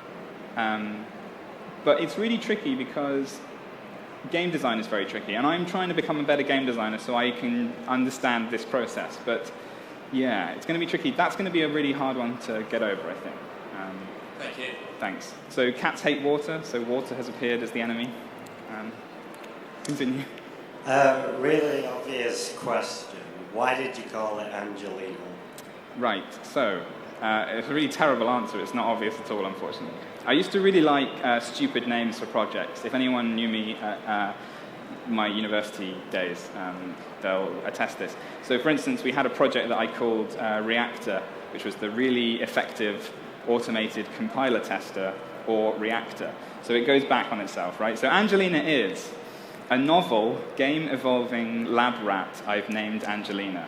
And I don't tell anyone because it's a terrible acronym, but sometimes I get put on the spot and I have to admit it. I couldn't get anything better for the L. If the L wasn't so bad, I wouldn't mind telling people, but there you go. Really quick question, but that maze game with the ships, what was the theme that you put in? Right, so this is good. I wanted to talk about this, but I wasn't sure if I would have time. So, the original theme was, you only get one. And the reason that game jams are so interesting is because humans are really good at coming up with expansions of ideas and things like that. So there were great Ludum Dare games, but Angelina's not that clever. So what it does is it picks a word out of that sentence. So it picked out the word one. And the problem is that one is a very general word. It wasn't a really good word for Angelina to choose. So it ends up finding the word founder as a related word to the word one. So there's a panic button that Angelina has that says, this word does not give me enough data, I need something different. So it looks at one and it comes to founder. And I think the connection there is that people who found things, they're often the first to do it, or they're along their own. And so that game was about founders. So you get cults from that, the founders of religious groups or cults. You also get ships, because ships can founder on rocks. That's why there are cruise ships in the game. And that's also why there's a ship's bell ringing. And you see, it kind of coincidentally works, because the bell sounds quite sinister. But it's actually just because Angelina thinks this is a game about ships, so let's have a ship's bell ring at the start. And what's interesting is that those coincidences seem great, but what we'd rather is that Angelina intended them. So in the future versions, you're going to see Angelina telling you more about its games in a kind of developer commentary style. But thanks for asking that question. I just want to show the abilities of the cat. It can meow, it can purr, sleep so much. This is a bit of an artifact of, like catnip. I don't know if that's an ability. That's a pretty... Items, it's got fleas, it's got a tail, and it's got a wet nose. That's not bad. Thanks for the suggestion, whoever that was. Next question. If you repeatedly put different themes into Angelina, does it continuously come out new outcomes, or is it just the same one repeated? So this is an interesting philosophical point, because I often complain that no one would ask Terry Kavanagh to make 2 games about the same thing, one after the other, because it's a kind of odd thing to ask someone. So you say, oh, well, if you asked Angelina to make the same game, would it come up with the same thing? It wouldn't come up with exactly the same game. For the Guardian articles, it almost would. It would come out with very similar ones, but now it's got much more diversity. But it would still have the same flavor. So if you ask it to make a game about cats, you would see some similar 3D models, some similar sound effects. There'd be variation, but not a huge amount. In the far future, not the far future, but at some point in the future, I showed you different versions of Angelina. That some of them made platform games, some of them made 3D maze games, some of them made, puzzle platformers. What I'd like is Angelina to make a decision when it gets given the theme. Today I'm going to make a game in this genre, and that might improve the diversity a bit. So if you asked it for 2 cat games, the first one is a puzzle platformer, the next one's a roguelike, such as this one. So yeah, at the moment, not entirely the same, but certainly a bit too similar for everyone's liking.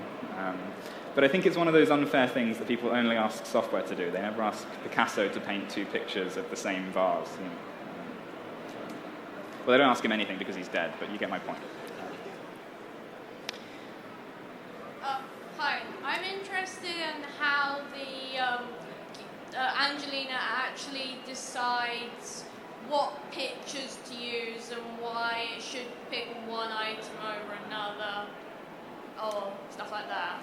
So sometimes it has very sophisticated reasons, and sometimes it has very dumb reasons. So for instance, let me use the piece of music as an example from that game. So first of all, Angelina decides that it wants to make a game about founders and cults. And it finds, through another tool made by another researcher called Tony Veal, it finds that people feel unsettled by founders of cults, which makes sense, because cults are kind of unsettling, right? Then it uses the word unsettling, and it matches that with an emotion library, and it finds the nearest emotion that it can use to search this music database. So from unsettling, you get scary, I think. I can't remember or eerie. And then from eerie, it finds a piece of music. So that's quite an intelligent chain. That's not a bad one. For the ships, it got the word ship, and then it just searched a database and chose one randomly, right? So that's not quite so intelligent. And obviously, the aim is to slowly make these processes more intelligent. So some of them are looking pretty good, some of them not so much. So it varies. At worst, it's random. At best, it's sophisticated and interesting. One thing that I've done in the last couple of months is I've built a very small system that can generate bits of code to decide between two examples of anything. So you can give it two pieces of music, and it can tell you which one it prefers. And then normally really rubbish opinions, like, I like this sword because it does more damage than this sword. But they are real opinions, and I'm hoping that I can use that so that there's no more randomness anymore in Angelina. Every decision, even if it's a really lame one, it's justified in some way. That is all the time we have for questions right now.